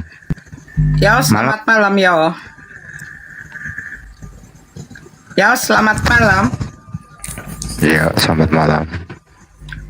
Ada yang bisa saya banting yo? Enggak ada. Ya. Ini kenapa nggak mau pada ngomong ya? Padahal ngantri banyak. Males. Iya, ayo nggak apa-apa, silaturahmi aja.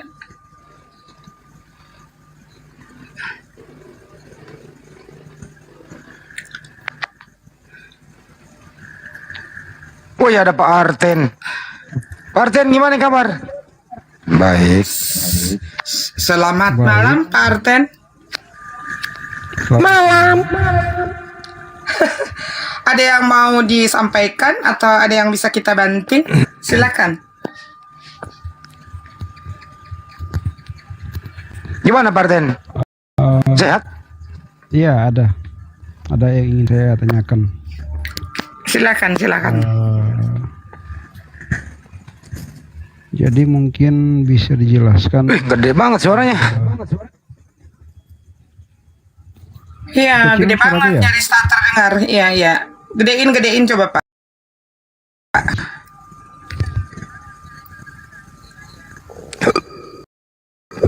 Alhamdulillah.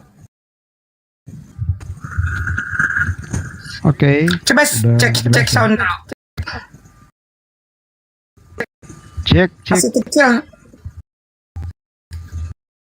Headset yang berapa juta, Pak?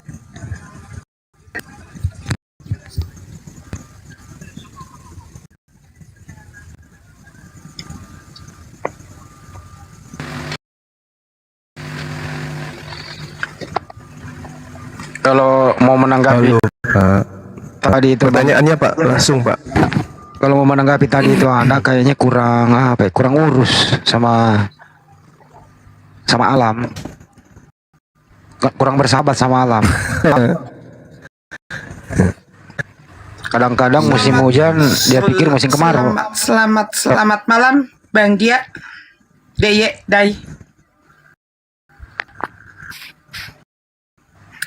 Halo, selamat malam Bang Bang Di. Selamat malam.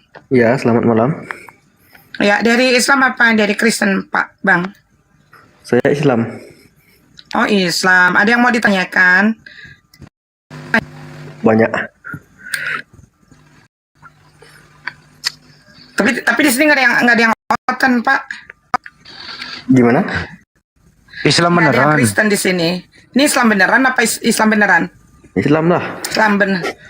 Salam dulu dong. Assalamualaikum. Waalaikumsalam warahmatullahi wabarakatuh. Kalau Islam, Waalaikumsalam warahmatullahi. kalau Islam saya mau nanya, sholat jenazah berapa rakaat? Tiga. Deye. Berapa? 4 rakaat.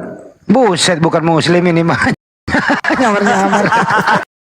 Mana ada sholat jenazah 4 rakaat, Bang Di? Aduh, kok aku jadi mules ya Bang Andi ya. Gua juga bilang apa? Udah dibilang 3, situ bilang 4, salah deh. Mestinya 19. Salah sih. Orang nggak ada rakaatnya kok. Gimana sih? Yesus bodoh.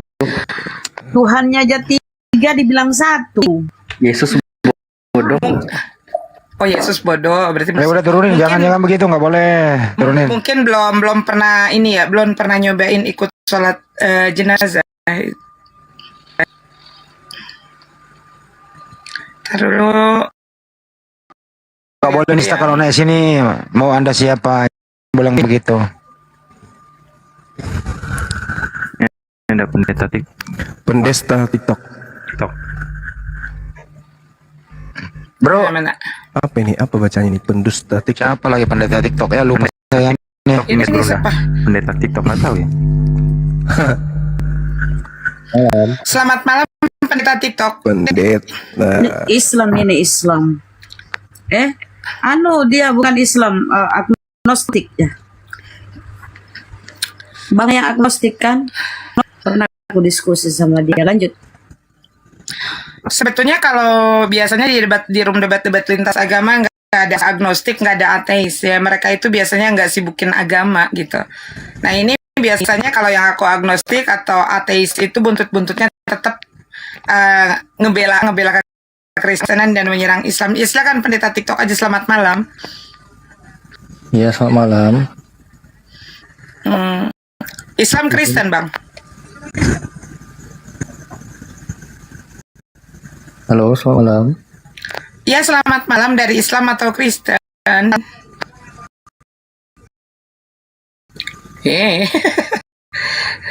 Kenapa sih?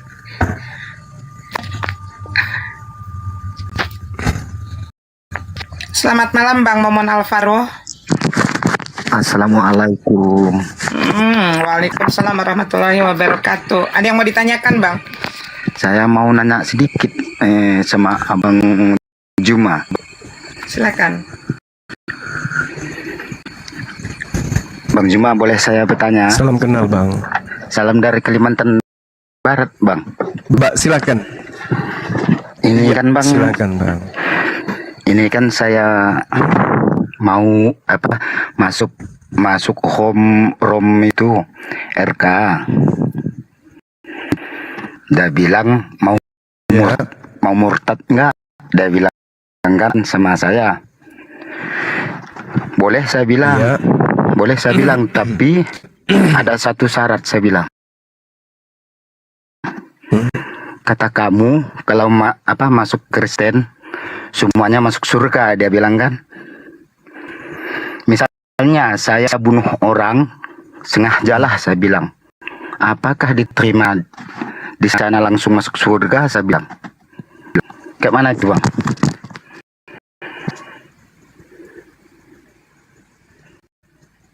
Apanya?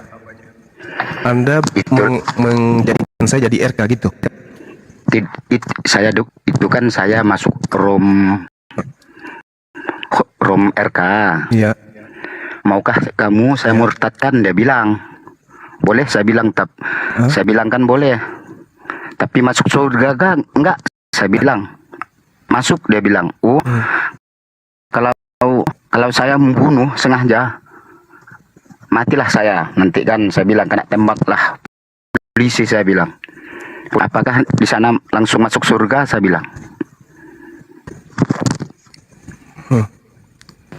Ya, kalau di Kristen berdasarkan 1 Yohanes. Sepertinya mimpi. Saya pun tidak ngerti, Bang.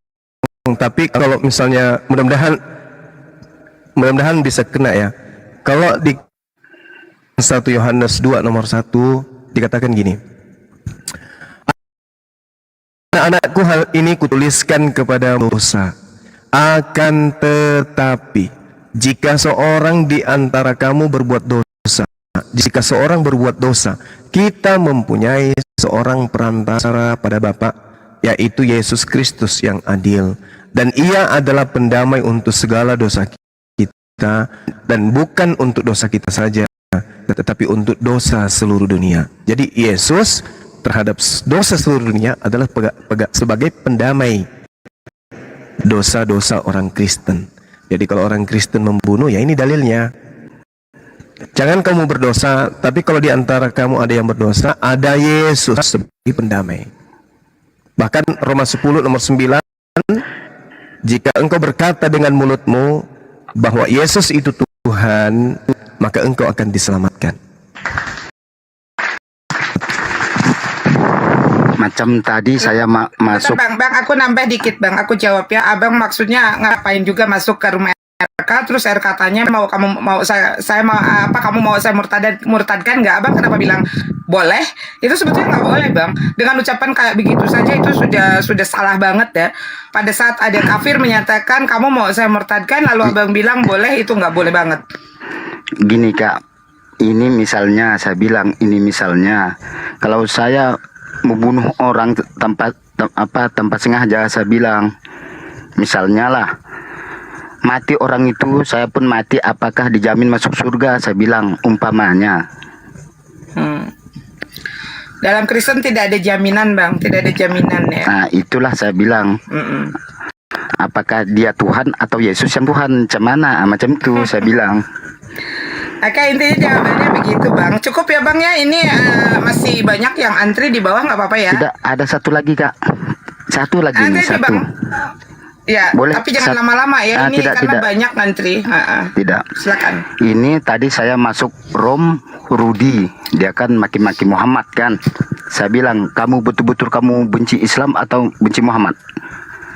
Dia bilang tidak. Abangku, kalau menyebut nama Rasulullah itu diupayakan lebih awal disebut kata Nabi atau Rasul.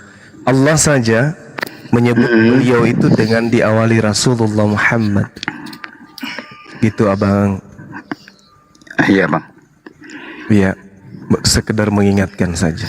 Oke Bang. Oke lah, terima kasih Bang yang kasih 4 saya.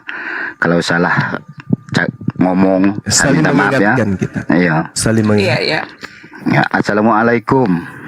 Waalaikumsalam warahmatullahi wabarakatuh.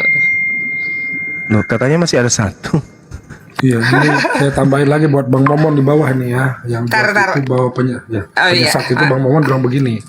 Coba suruh baca itu RK dan siapapun suruh baca di 1 Yohanes 1 ayat 8. Ya, dikatakan bahwa jika kita berkata bahwa kita tidak berdosa, maka kita menipu diri kita sendiri dan kebenaran tidak ada dalam kita. Nah itu udah, jadi tidak bisa hanya dengan penyalipan dosa itu hilang, itu palsu itu. Saya dulu di sana soalnya saya tahu itu palsu. Tetap aja kita suruh bertobat kok, orang dua pertobatan hari. Iya, betul. Selamat malam. Betul. Terima kasih Bang Glenn. Ya, selamat malam. Sama-sama. Awang dari Muslim atau Kristen ini? Alhamdulillah Muslim, Mbak. Oh, ini nggak ada yang non kah? Nggak ada Bang, ini kita justru mau naik-naikkan dulu. Ini yang Kristen juga banyak antri di bawah. Ada yang mau ditanyakan Bang? Oh, oke. Ya udah turunin aja Mbak kalau nggak ada orang yang non. Oke. Salam kenal ya Bang.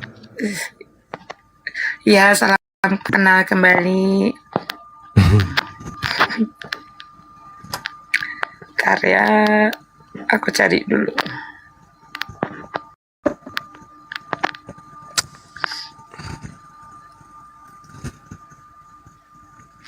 Selamat malam Bang Muhammad. Ya malam. Assalamualaikum. Waalaikumsalam warahmatullahi wabarakatuh. Muslim juga ya. Ya, Silakan Bang, ada yang mau ditanyakan? Enggak, saya cuma dengar aja. Turunin aja enggak masalah. Oh ya, kalau dengar nggak usah masuk di antrian. Iya. Ini ya. Iya, maaf baru ngetes. Oke, terima kasih Bang. Waalaikumsalam warahmatullahi wabarakatuh. Waalaikumsalam warahmatullahi wabarakatuh. Belum turun ya? Pantesan susah naikin. Taruh.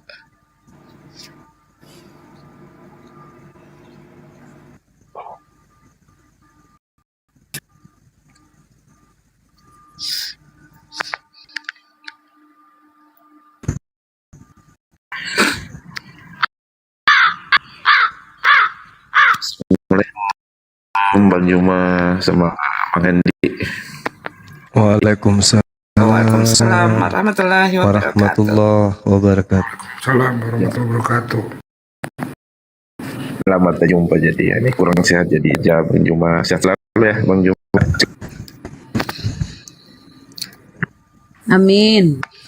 Amin. Alhamdulillah kita semua sehat. Kasih Bang, Abang juga sehat selalu ya. Ya, ini kurang sehat jadi ini batuk sempat demam jadi. Ada yang mau disampaikan dulu Bang Ikal? Musim Bang, pancaroba. Enggak. Yang penting cuma doain Bang Juma aja semuanya. Semoga sehat selalu. Amin. Amin Allah. Ya, amin ya rabbal alamin. Ya diturunin aja ya, nanti turunin aja. Pantau aja di bawah dulu. Oke, siap-siap Bang. Ya udah, assalamualaikum. Waalaikumsalam warahmatullahi wabarakatuh. Waalaikumsalam warahmatullahi wabarakatuh.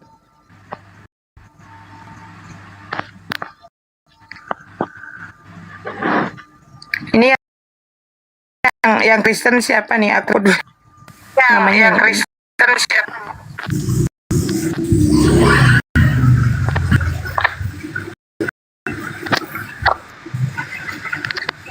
Selamat malam, Monsieur Ronaldo. Assalamualaikum. Ya ampun. Waalaikumsalam warahmatullahi wabarakatuh. Ada kejebak dari nama ya? Ini mau bertanya Bang Juma.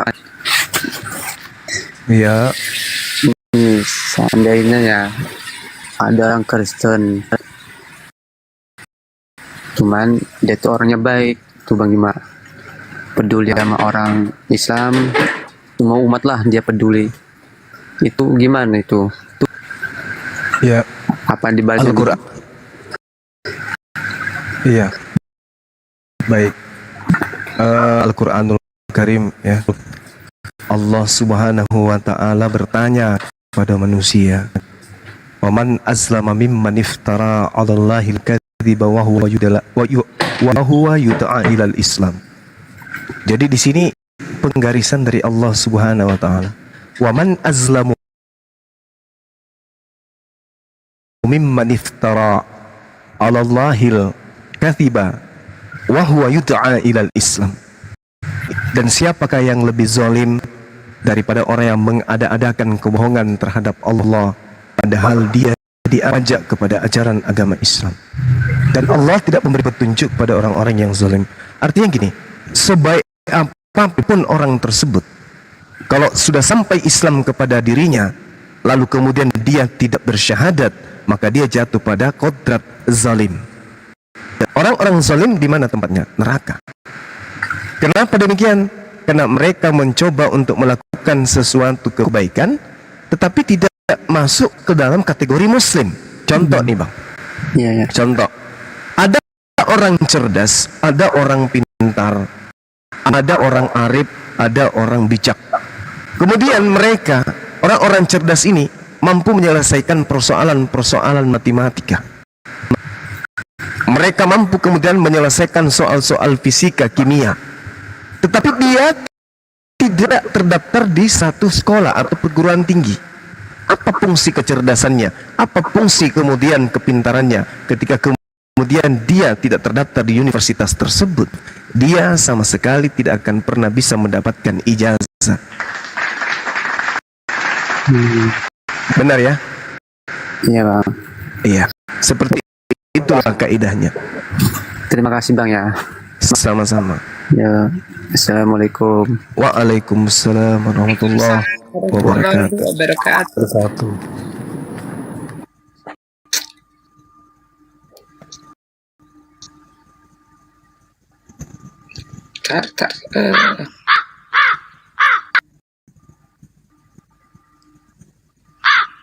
Assalamualaikum. Waalaikumsalam warahmatullahi wabarakatuh. Halo, suaraku jelas? Jelas. Oh ya, maaf saya mengucapin assalamualaikum walaupun saya Nasrani ya. Iya. Suaranya kecil bang, suaranya kecil bang, digedein lagi dikit bisa nggak? Maaf bu, saya bukan abang, saya cewek. Oh cewek, iya kakak coba digedein lagi suaranya kak. Udah jelas. Halo. Cek. Udah. Maaf, saya bukan apa ya. Saya ingin bertanya ya masalah apa ya. Maaf ya, ini kan kita bertukar pikiran gitu kan. Tentang surga gitu. Kan tujuan manusia itu kan ujung-ujung kemana, ke surga kan gitu. Kecil suaranya bunda kecil suaranya.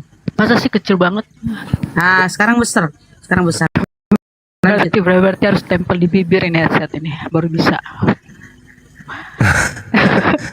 Astaga. Ya udah ini aku mau nanya kan masalah surga gitu kan. Ya saya kan nggak tahu janji Allah surga itu di Muslim saya nggak tahu gitu kan. Iya. Boleh nggak saya tahu gitu? Boleh ya. Iya. Enggak itu yang saya tanya Bang Suma itu yang surga yang dijanjikan Allah untuk umat Muslim itu apa gitu? Maksudnya itu yang bertanya ke Bang Suma. Oke, baik. Saya kan nggak tahu Al-Quran gitu loh. Iya, baik. Ya. Baik. Jadi salah satu ayat dalam Al-Quranul Karim kita ambil misalnya di surah Al-Hajj ayat 56. Bang Suma bisa nggak dilihatkan, saya kan kalau bilang bahasa Arab itu kan nggak ngerti gitu kan. Biasanya ada terjemahannya kan gitu, Indonesia ada kan. Biasa ikut baca juga maksudnya gitu. Iya. Saya bacakan aja Mbak. Nanti bisa dibaca dalam Al-Quran surah Al-Hajj ayat 56. Al-Hajj itu A-L-H-A-J-J. Al-Hajj. Al-Hajj. Iya. Ayat 56. Allah Subhanahu wa taala berfirman, Al-mulku yawma idzin lillah yahkumu bainahum falladzina amanu wa amilus salihah fi jannatin na'im. Kekuasaan pada hari itu hanya ada pada Allah. Allah memberi keputusan di antara manusia, maka orang-orang yang beriman dan mengerjakan kebajikan berada dalam surga yang penuh dengan kenikmatan. Jadi surga di dalam Islam itu adalah alam yang penuh dengan kenikmatan, alam yang penuh dengan kemuliaan, alam yang penuh dengan kebahagiaan, kedamaian, dan juga makhluk yang ada di dalamnya adalah makhluk yang hidup kekal di surga. Oke. Boleh jabarkan maksudnya gini, kenikmatan itu dalam kenikmatan dalam hal apa gitu? Iya, baik.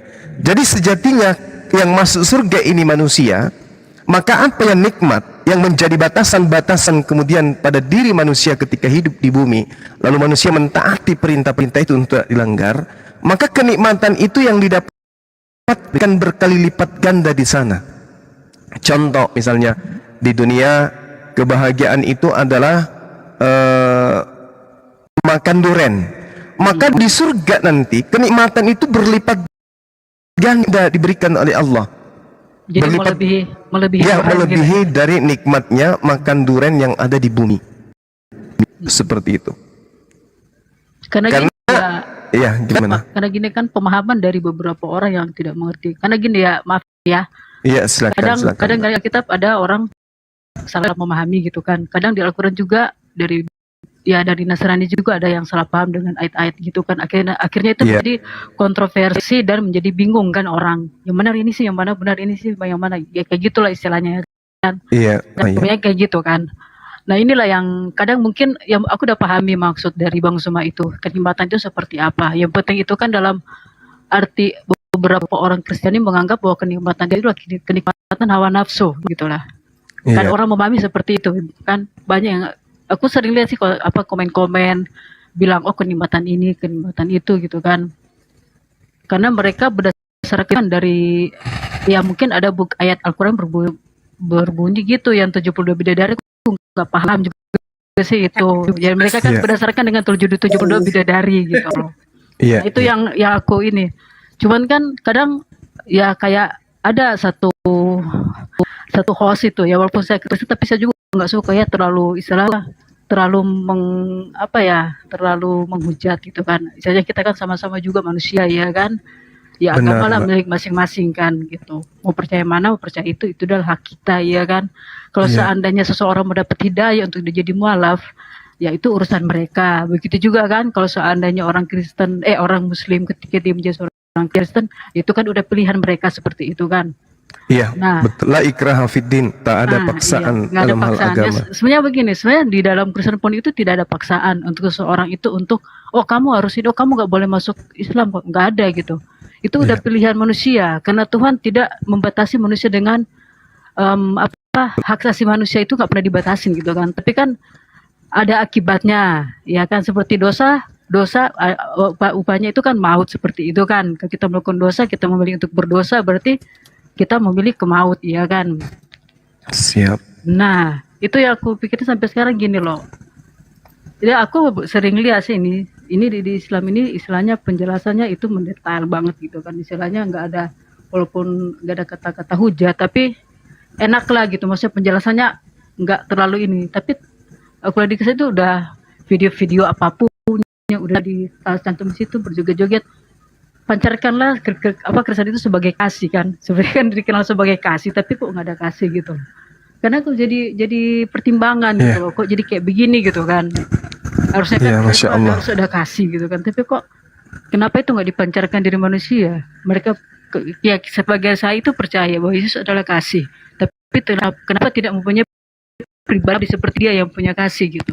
Walaupun kalian tidak mempercayai dia adalah Tuhan, tidak mempercayai, tapi kita harus mengikuti cara dia gitu. Istilahnya sifat dia yang dia punya apa, lemah lembut. Itu kan yang kalian tahu juga dalam kitab gitu kan. Yesus itu adalah lemah lembut ya kan, dia mengajari murid-muridnya dengan lemah lembut. Tapi kok nggak ada gitu umat Kristen itu kayak istilahnya. Tapi justru di sini mengajarinya itu dengan santai, dengan tidak ini ya. Inilah down gitu loh, tenang gitu orangnya gitu. Kayak di sebelah kayak kok dikit-dikit joget-jogetin. Ya harusnya kayak gitulah. Kalau seandainya ada beberapa muslim yang menghujat sana sini ya, itu kan oknum, bukan muslimnya, benar nggak? Benar Mbak, betul. Itu ada beberapa oknum. Ya sama juga dengan Kristen, kalau ada yang menghujat itu bukan Kristen tapi oknumnya gitu kan. Tapi kadang itulah simpel siur gitu. Tapi jadi kadang hati ini bimbang gitu kan. Kok lebih punya kasih ke sini daripada ke sono gitu kan. Kayak gitu. Iya. Masih bahasan yang awal ya Mbak ya, Iya, terkait iya, dengan surga. Iya, baik. Di Al-Qur'an itu dijelaskan begini. Derajat surga itu apa? Kata Allah, faulaika lahumud darajatul ula. Jadi surga itu adalah tempatnya orang-orang yang memiliki derajat yang mulia. Jadi kalau manusia mulia itu artinya segala sikap dan upayanya itu bersih. Jadi yang masuk ke surga itu kata Allah, taraz zalimina musfiqina mimma kasabu wa huwa waqi'ub bihim. Walladzina amanu wa amilus salihah fi raudatil jannah lahum ma yasha'u inda rabbihim zalika huwal fadlul kabir. Kamu akan melihat orang-orang zalim itu sangat ketakutan karena kejahatan-kejahatan yang telah mereka lakukan dan azab menimpa mereka. Sedangkan orang-orang yang beriman dan mengerjakan kebajikan berada di dalam taman-taman surga. Mereka memperoleh apa yang mereka kehendaki di sisi Tuhan. Yang demikian itu adalah karunia yang besar. Yang menarik kemudian di Islam itu ini. Apa kata Allah? Jannatu adnin yadkhulunaha wa man salaha min abaihim wa azwajihim wa zurriyatihim wal malaikatu yadkhulun alaihim min kulli bab. Surah Ar-Ra'd ayat 23. Yaitu surga-surga Aden. Mereka masuk ke dalam surga tersebut bersama dengan orang-orang yang saleh dari nenek moyang mereka, dari pasangan-pasangan mereka, dari anak-anak mereka, dari cucu-cucu mereka. Jadi di Islam itu Mbak, ketika umat Islam itu masuk surga, maka dia bersama dengan anak istrinya. Mereka di sana hidup rukun. Seperti yang saya gambarkan tadi, rukunnya di bumi jauh lebih rukun di sana. Keluarganya bahagia di bumi, jauh lebih bahagia keluarganya di sana. Itulah surganya umat Islam. Jadi kalau misalnya kita melihat data yang ada, misalnya saya nih rindu sama ibu, rindu sama ayah, mereka berdua sudah meninggal dunia. Ada harapan kemudian untuk saya bisa berjumpa dan hidup kembali bersama dengan mereka di surga. Nah, bagaimana caranya? Saya yang ditinggal oleh kedua orang tua saya harus menjadi anak yang soleh. Kapan saya tidak menjadi anak yang soleh, maka saya tidak akan bertemu dengan orang tua saya. Saya ke neraka, orang tua di surga. Maka daripada itu, saya sebagai anak yang ditinggal harus berperilaku baik. Hubungan saya kepada pencipta saya harus baik. Hubungan saya kepada sesama manusia harus baik. Untuk apa? Untuk supaya saya bisa berkumpul kembali dengan orang-orang yang saya rindukan, kedua orang tua saya yang saya cintai. Nah, tapi kalau di Bible, mohon maaf nih, di Bible yang tidak pernah menemukan orang-orang akan berkumpul dengan keluarganya kembali di surga. Ini menyedihkan. Saya sering berdialog dengan pendeta. Pertanyaan ini saya ajukan, Bapak, apakah kelak nanti ketika Anda di dunia tidak poligami, Anda setia kepada istri, tapi begitu Anda mati, nanti di surga apakah masih bersama dengan istri? Jawab dia, tidak. Di surga kita tidak saling kenal satu sama lain. Artinya, apa artinya di dunia tidak poligami, setia, tapi di surga di dalam kehidupan yang kekal tidak berumah tangga lagi bersama dengan dia? Apa artinya hidup bersama dengan anak, bersama dengan orang tua di bumi, berkasih-kasih, tapi di surga nggak sama lagi dengan mereka? Kalau diprek aturan main, mulai dari tidur sampai tidur kembali, tujuannya apa? Untuk berbahagia bersama dengan keluarga di surga. Fa ammal ladina amanu wa amilus salihah fahum fi rawdatin yuhbarun. Maka adapun orang-orang yang beriman dan mengerjakan kebajikan, maka mereka di dalamnya taman-taman surga, mereka bergembira selama-lamanya. Ini di Islam. Abang nggak boleh Islam. Iya. Silakan. Jadi gini Kak William, ini yang betul apa kata Bang Dezuma tadi ya, bahwa ini tidak akan ditemukan di dalam kitab suci manapun dan dijanjikan oleh Tuhan manapun. Ini salah satunya ya, salah satunya itu ada di dalam Quran surat Al-Baqarah ayat ke-25. Allah ini berfirman, dan sampaikanlah berita gembira ini kepada mereka yang beriman dan berbuat baik, bahwa bagi mereka disediakan surga yang mengalir sungai-sungai di dalamnya. Nah, setiap mereka diberikan rezeki buah-buahan dalam surga itu. Mereka mengatakan, inilah yang pernah diberikan kepada kami dahulu. Mereka diberi buah-buahan yang serupa untuk mereka di dalamnya. Ada istri yang suci dan mereka kekal di dalamnya. Nah, mungkin ini terkait dengan pertanyaan kakak tadi ya. Jadi memang Allah yang sudah menjanjikannya seperti itu, dan ini tidak akan ditemui di dalam kitab manapun bahwa Allah menjamin sorga bagi umat Islam. Bahkan Allah berfirman juga bahwa sorgaku tidak akan dimasuki oleh siapapun kecuali Rasulullah SAW yang memasukinya lebih dulu. Dan Rasulullah juga menjanjikan kepada umatnya bahwa setiap umatku pasti akan masuk surga. Dan surga tidak akan diberikan masuk untuk siapapun sebelum umatku memasukinya. Ini yang tidak ditemukan dari pengajaran-pengajaran manapun. Itu Kak William. Iya paham. Kan saya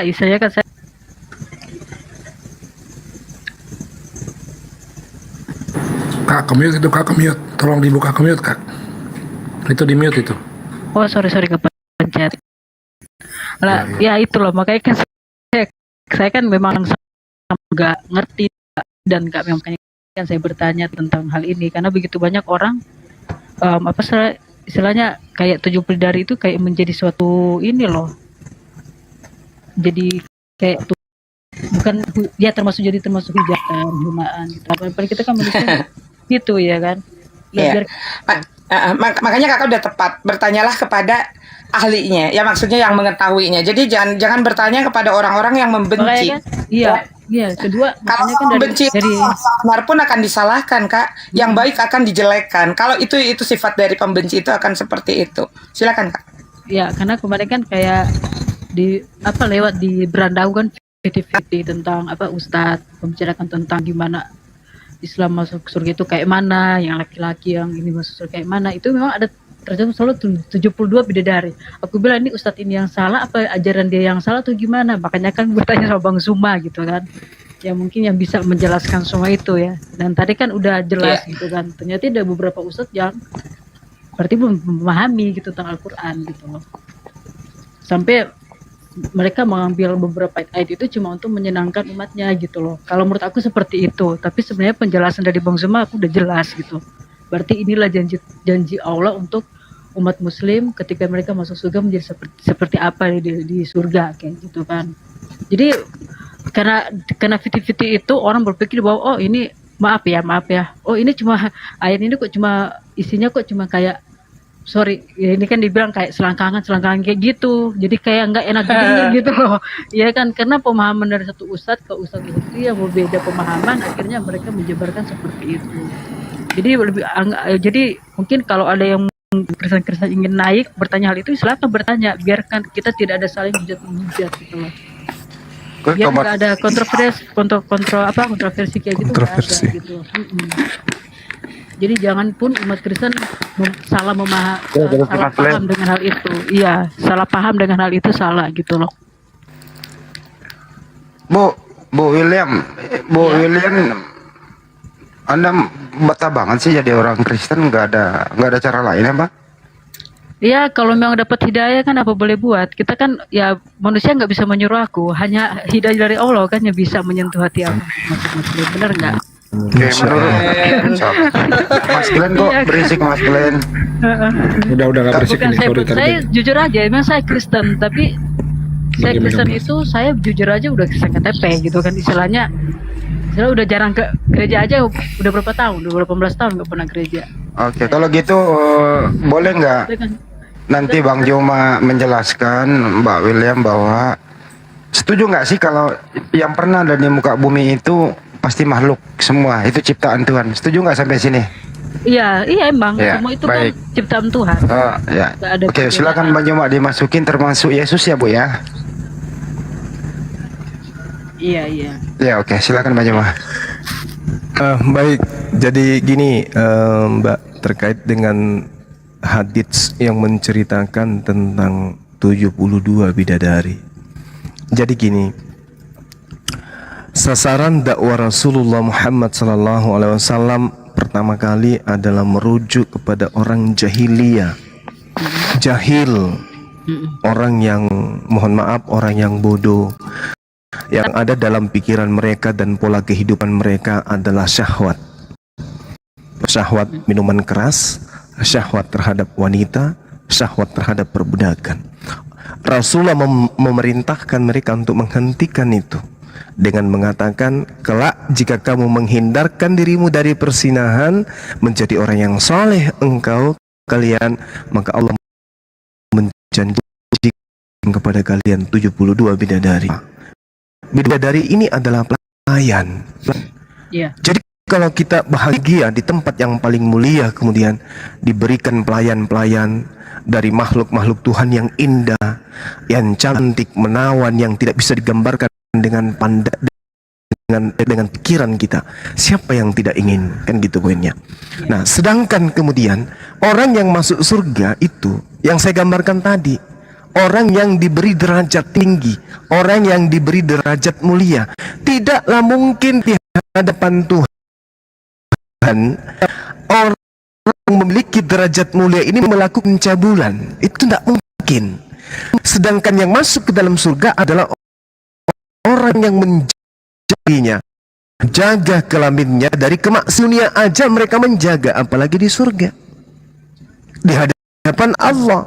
Maka bidadari yang dimaksud ini adalah pelayan-pelayan, dan istri kita di sana adalah mereka menjadi orang yang suci hatinya, orang yang kudus jiwanya, tidaklah mungkin kemudian akan melakukan sesuatu yang sifatnya tidak menjadi seorang yang bersih.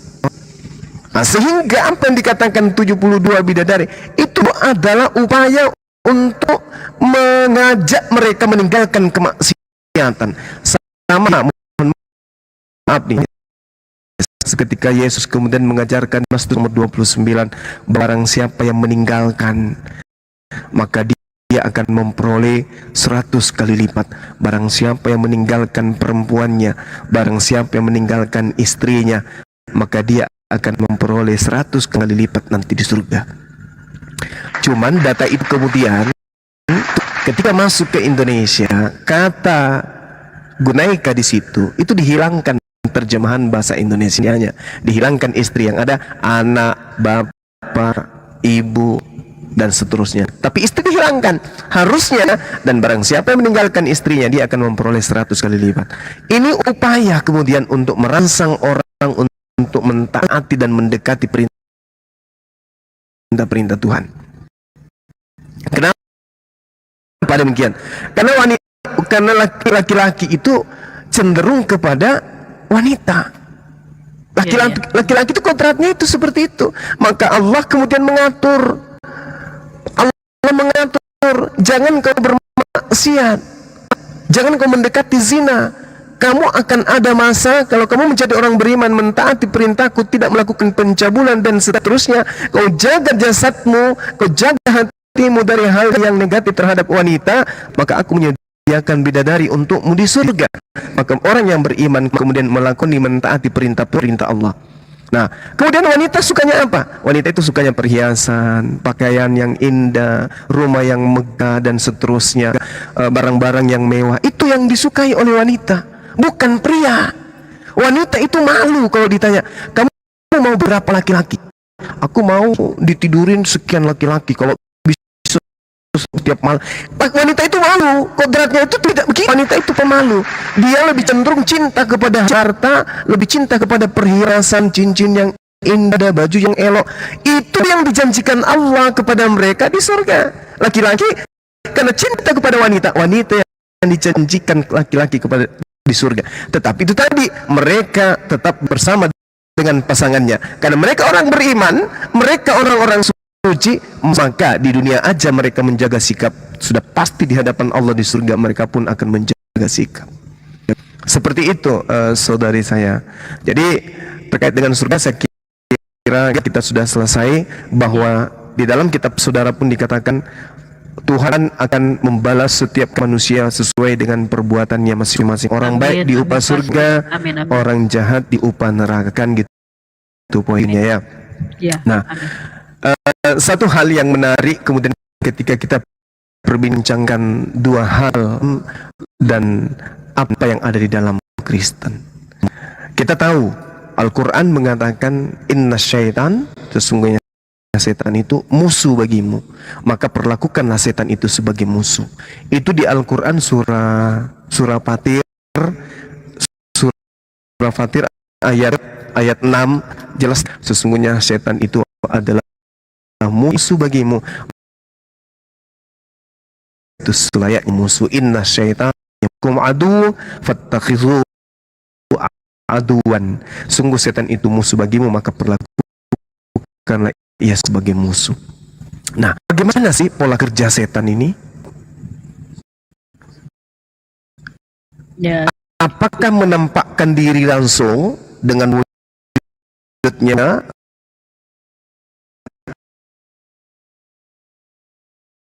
menyeret kita kelihatan, menyeret kita kepada keingkaran kepada Tuhan, atau dengan cara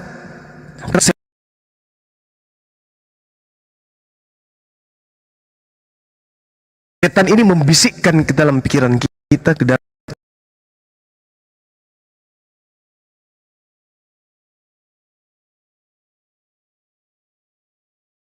hati kita, ke dalam buah ajaran yang mengajarkan yang dibawa oleh para nabi. Dikatakan dalam Yeremia 10 nomor 6, tidak ada yang serupa dengan Tuhan, tidak ada makhluk yang sama dengan Tuhan. Tuhan itu maha tinggi, tidak ada yang sama dengan dirinya. Lalu kemudian ada ajaran agama yang justru mengajarkan bahwa Tuhan itu adalah inkarnasi menjadi makhluk. Mohon maaf ini karena kita berbicara lintas agama. Di dalam Bilangan 23 nomor 19, Hosea 11 nomor 9, pencipta langit dan bumi itu bukan manusia dan bukan anak manusia.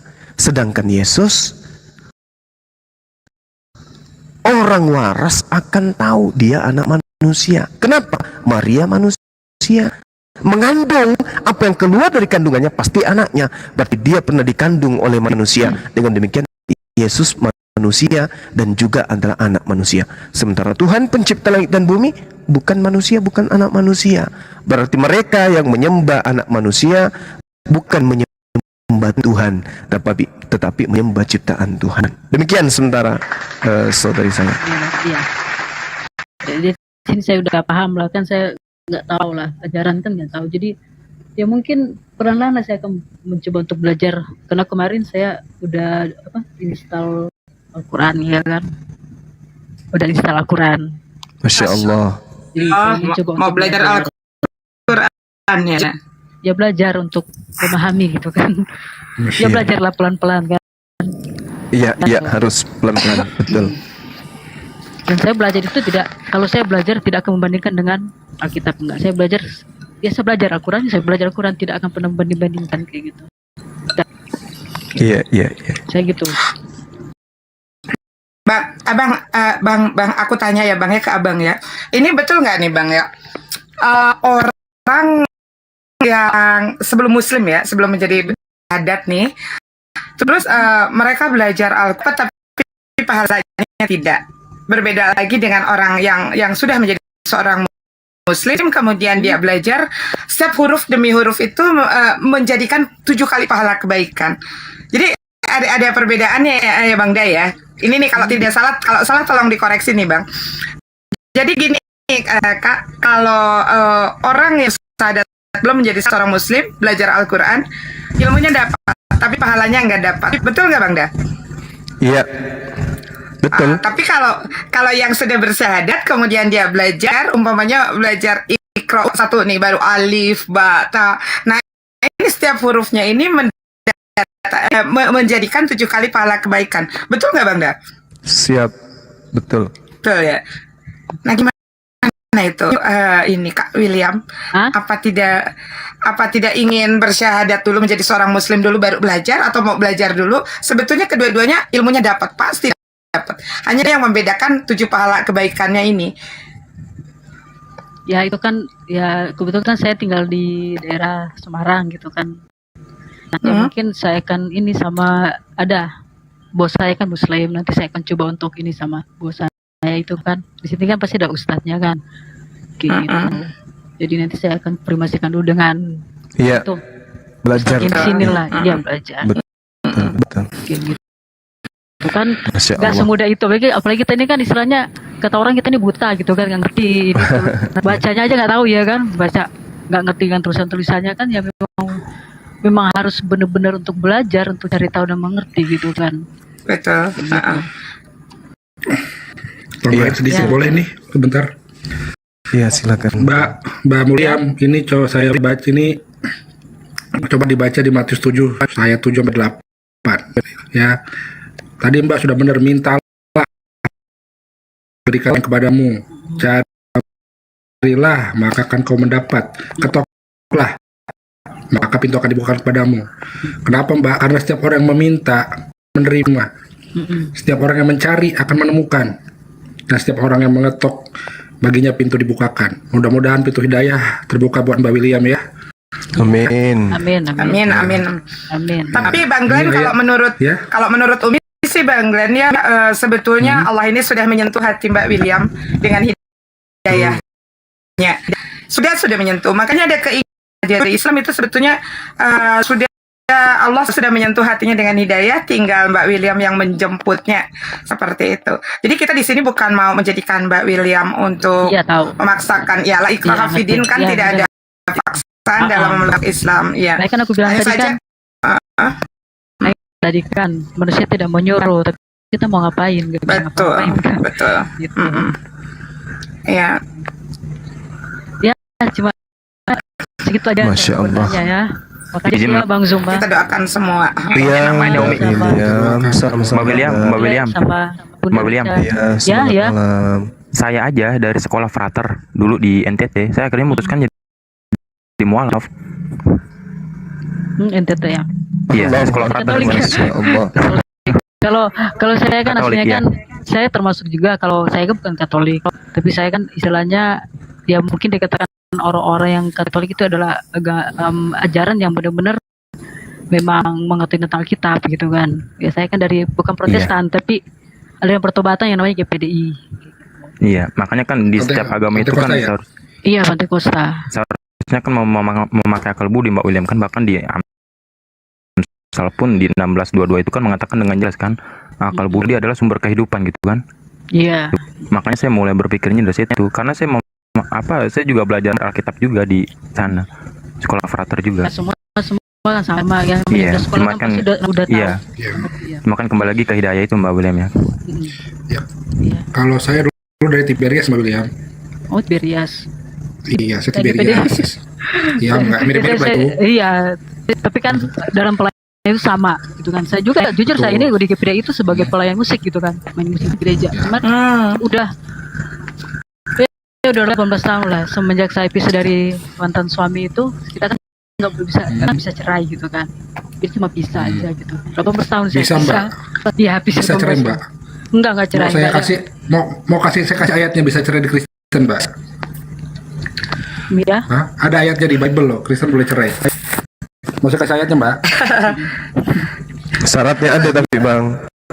Nggak ada, ini nggak ada syaratnya. Nggak ada syaratnya. Ini waktu itu orang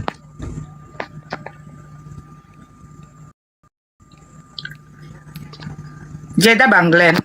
Kak William mohon maaf ya, ini buat teman-teman di bawah juga jangan salah paham ya. Jadi mohon maaf sekali lagi, Umi tahu lagi ikraha fidin tidak ada paksaan, tapi kita diperintahkan untuk menyampaikan kebenaran itu walaupun hanya satu ayat saja. Iya, jadi betul. Jadi pada tadi saat Umi berbicara ke Kak William bahwa tentang belajar nih, ya sesudah dan sebelum menjadi itu kan ada perbedaan. Ilmunya dapat, ya, tapi pahalanya tidak dapat. Tapi setelah menjadi seorang muslim, ilmunya dapat, 7 kali pahala kebaikannya dapat. Jadi teman-teman di bawah jangan salah paham ya. Umi tidak pernah tidak pernah memaksakan. Sangat tahu sekali. Ya itu kan, ya makanya kan ini ada komen-komen di bawah ngatain aku ya. Aku sih mau berdoa amat itu kan. Orang mau ngatain apa kan enggak gitu. Itu kan kan manusia punya pilihan. Kalau memang dia udah disentuh ke situ ya mau gimana lagi kalau udah disentuh. Nggak bisa ngapain. Jadi kalau di bawah itu ada ya. Baru bisa bacakan ayatnya ya. Orang Kristen itu boleh bercerai di Markus 10 ayat 2 sampai 4. Ya, ini saya bacakan. Maka datanglah orang-orang Farisi dan untuk mencobai Yesus mereka bertanya kepadanya, apakah seorang suami diperbolehkan menceraikan istrinya? Tetapi jawabnya kepada mereka, apa perintah Musa kepada kamu? Jawab mereka, Musa memberi izin untuk menceraikannya dengan membuat surat cerai, ya. Itu. Jadi boleh. Tidak ada dalilnya dia boleh bercerai. Dan pertanyaan saya balik, apakah memang itu kan kalau dia ajaran seperti itu, cuman kan ya itu. Dan seterusnya kan ada lagi kan. Saya nggak boleh, nggak boleh. Tapi sekarang kan pun aku bukan apa ya udah hidup sendiri gitu kan, mencari duit sendiri dengan apa ya itu aja lah yang saya lakukan. Saran saya diselesaikan, Mbak. Maaf ya, saya kan pengacara, Mbak ya. Saya bukan mau ngomporin enggak, tapi begini. Nanti kita nggak rezeki Mbak kapan. Di saat Mbak bisa membeli rumah, Mbak bisa membeli rumah, bisa membeli mobil.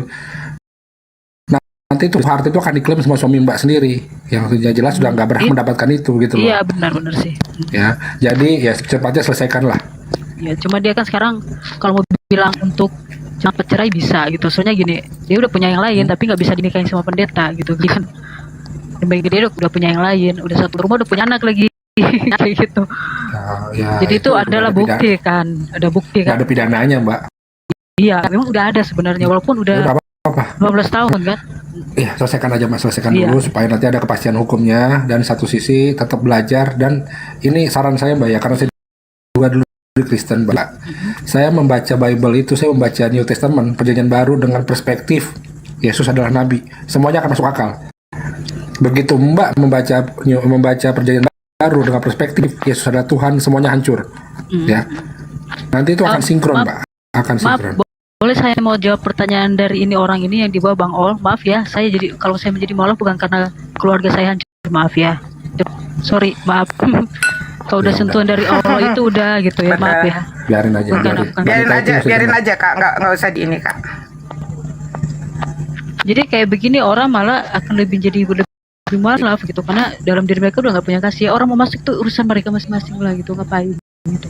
Kalau memang dari mengklaim bahwa kalau kita pindah gitu menjadi mau hidup kita di mana ya, itu kan kepercayaan mereka ya, sama ya begitulah, ngapain sih.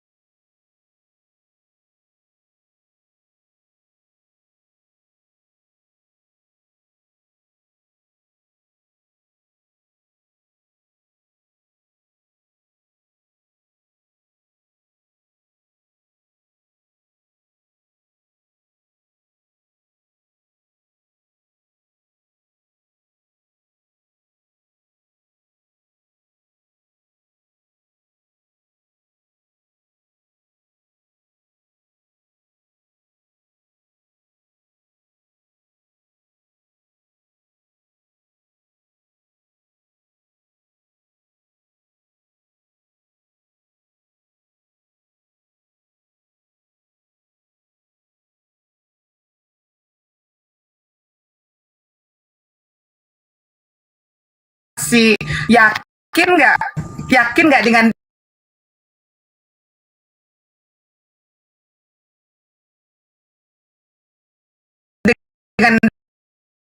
besok pagi kita masih bisa bangun melihat matahari.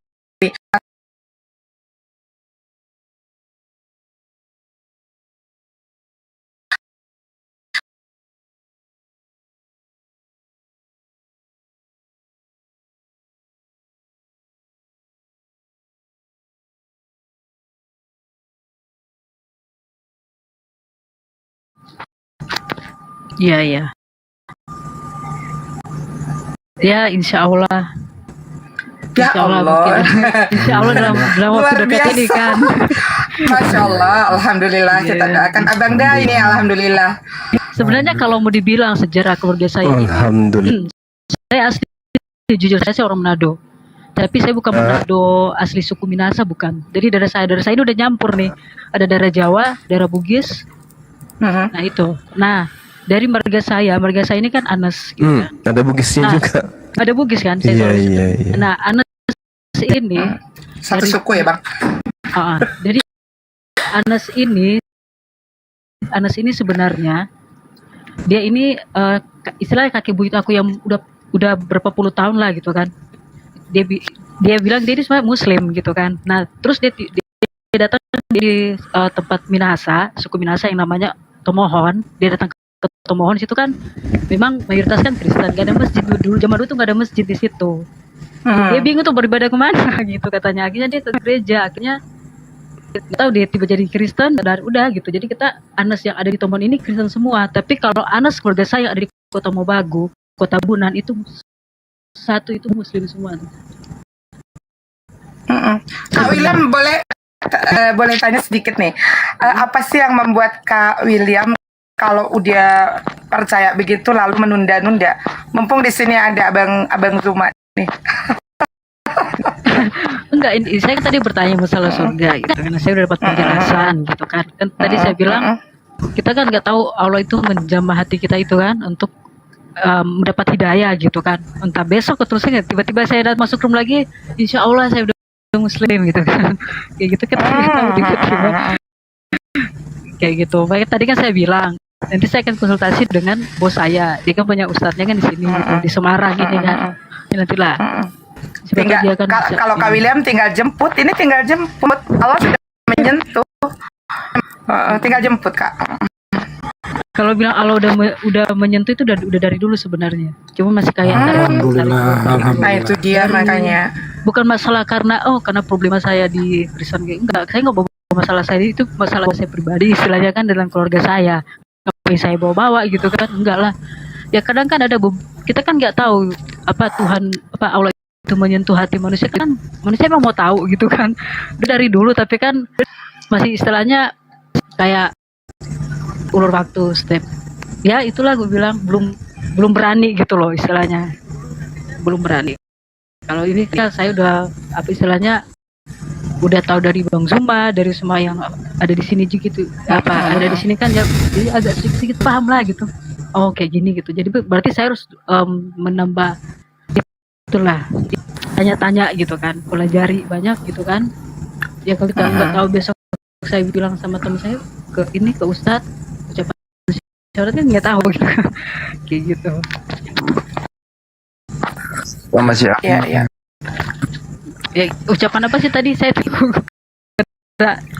untuk menyebutnya susah gitu. Syahadat ya. Ya, nggak susah kami Ikuti kata-kata Mbak. Saya mau nanya Mbak William. Ya. Mbak udah percaya kalau Allah adalah satu-satunya Tuhan yang layak disembah? Iya. Dari dulu saya percaya itu cuma satu-satunya Allah. Udah percaya dari dulu itu. Ya. Apakah Mbak William percaya kalau Nabi Rasulullah Muhammad adalah Nabi terakhir, Nabi utusan Allah yang terakhir, penyempurna? Penyempurna. Kali itu memang saya bukan belum percaya.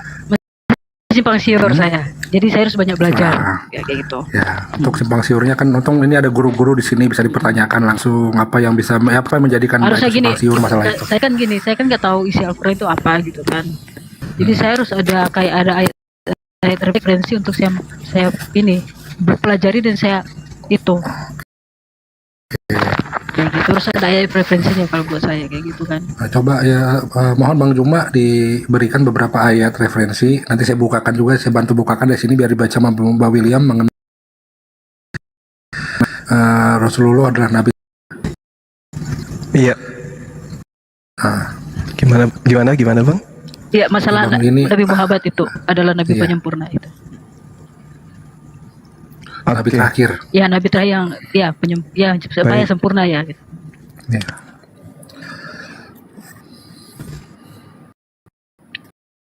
Siap. Iya. Ya, pas Jaringannya saya ingin mengurai hilang.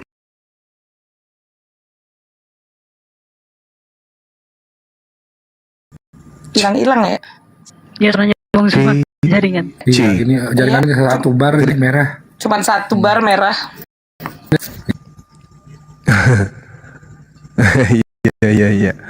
Gimana? Suara saya nggak kedengaran. Jelas kan putus-putus. Jelas Bang, cuma putus-putus. Suaranya Iya. sih ya cuma putus-putus. Oke, baik.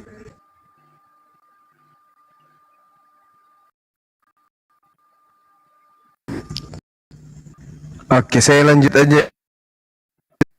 Ya, boleh ya. Iya, iya.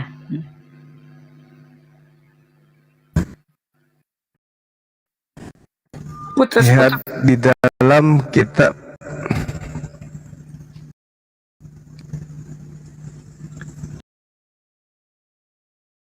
Tiga. Iya. Lagi di gunung kah, Bang?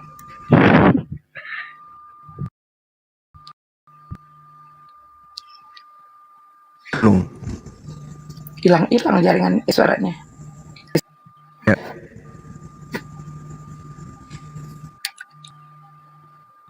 Abang Ya. lagi hilang suaranya.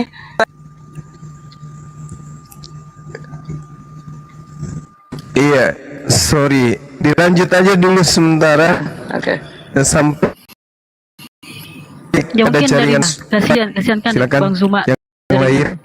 Ya, ayat aja. Coba Bunda Minyan dikasih itu beberapa ada dalam kitab Sirah Nabawi, Khulasatul Yakin. Di sini dikatakan huwa Rasulullah ila nasi kafah. Dia Nabi Muhammad adalah utusan Allah untuk seluruh umat manusia. Wa akhirul anbiya, dan Nabi Muhammad adalah nabi terakhir. Wa imamur rasul, dan Nabi Muhammad adalah pemimpin rasul.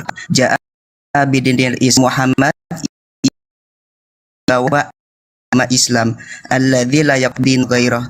Tidak akan Allah terima pada hari kiamat selain agama Islam. Mungkin itu aja. Ini ayat referensi. Bang Glenn coba dibukakan Ini Bang maaf Glenn. ya, saya mau nanya, ini kan di Al-Qur'an kan yang tadi ini. Sirah Nabawi. Oh, saya cari ya. Sirah Kan saya udah download Al-Qur'an. Iya. Khulasatul Yakinnya Ibu. Ya, kalau mau dari Al-Qur'an As-Saff ayat ke-6 Bang Glenn.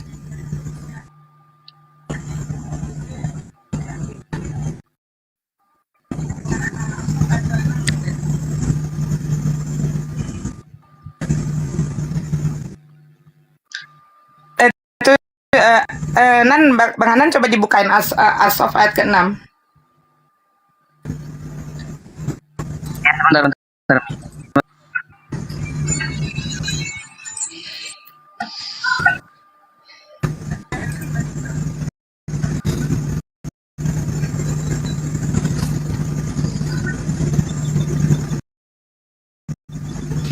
Aku bacakan aja ya, Kak.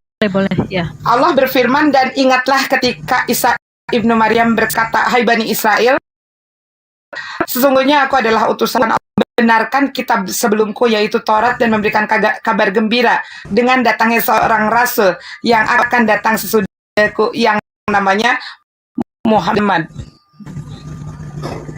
Oke. Bahkan di dalam Bible pun ada, ya. Nah itu. Di Bible itu di mana ayat-ayatnya itu? Umi ini ya, bukakan ya. Oh, Bang Glenn di mana ayatnya kan? Ayat ini As-Saff ayat 6. Bacakan dulu Bang Glenn. As-Saff ayat 6 dan ingatlah. Dan ingatlah ketika Isa putra Maryam berkata, wahai Bani Israel, sesungguhnya aku utusan Allah kepadamu yang membenarkan kitab yang turun sebelumku, yaitu Taurat, dan memberi kabar gembira dengan seorang rasul yang akan datang setelahku.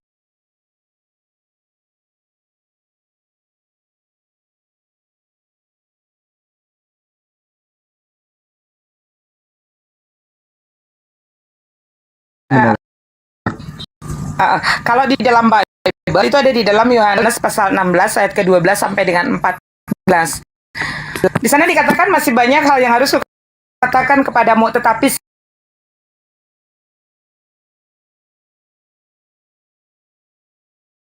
sekarang kamu belum dapat.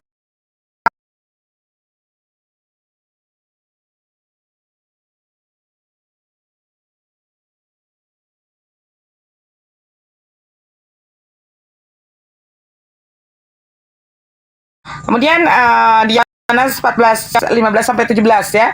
Jikalau kamu mengasihi aku, kamu akan menuruti segala perintahku. Aku akan meminta kepada Bapa dan dia akan memberikanmu seorang penolong yang lain supaya dia menyertai kamu untuk selama-lamanya. Jadi di sini di Yohanes 16 ayat ke-17 juga dikatakan, namun benar yang kau katakan ini kepadamu, dialah adalah lebih berguna bagi kamu jika aku pergi, sebab jikalau aku tidak pergi, penghibur itu tidak akan datang kepadamu, tetapi jikalau aku pergi, aku akan meminta Bapa mengutus dia kepadamu. Jadi di dalam Yohanes pun sudah dikatakan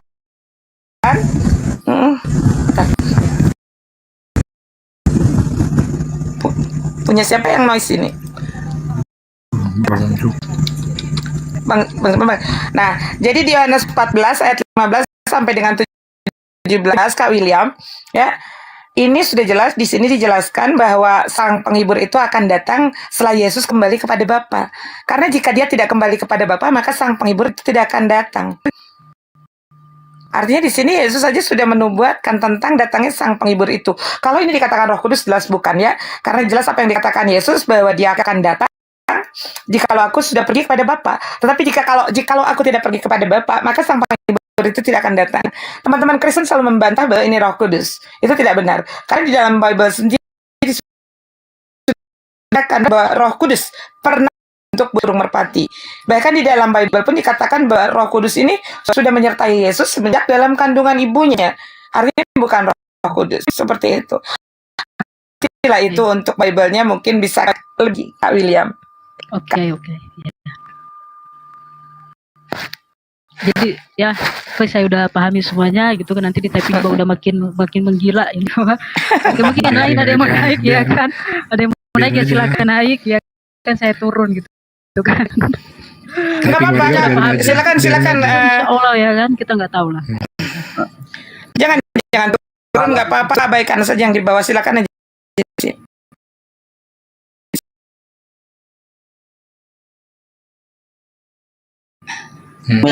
Ada kan yang bertanya yang lain, nggak bisa di sini terus. Kita udah pahami. Cek suara saya bisa didengar. Udah. Ya, ada sekarang. Mbak William, saya boleh nanya, saya boleh minta tanggapan dari data yang saya akan baca kepada saudari saya ini ya. Di dalam Bilangan 11 nomor 25. Lalu turunlah Tuhan dalam awan dan berbicara kepada Nabi Musa, kemudian diambilnya sebagian dari roh yang hinggap pada Musa dan ditaruhnya atas ke-70 tua-tua itu. Ketika roh itu hinggap pada mereka, kepenuhanlah mereka seperti nabi, tetapi sesudah itu tidak lagi. Jadi di sini dikatakan bahwasanya ketika ada roh Tuhan yang hinggap pada seseorang, maka orang itu disebut nabi. Betul atau tidak, Mbak? Orang disebut nabi, maksudnya gimana? Aku nggak ngerti tuh bunyi apa itu, nggak paham bunyi ayat itu. Oke. Bilangan 11 nomor 29. Tetapi Nabi Musa berkata kepadanya, apakah engkau begitu giat mendukung diriku? Kalau seluruh umat manusia menjadi nabi, itu oleh karena Tuhan memberi rohnya hinggap kepada mereka.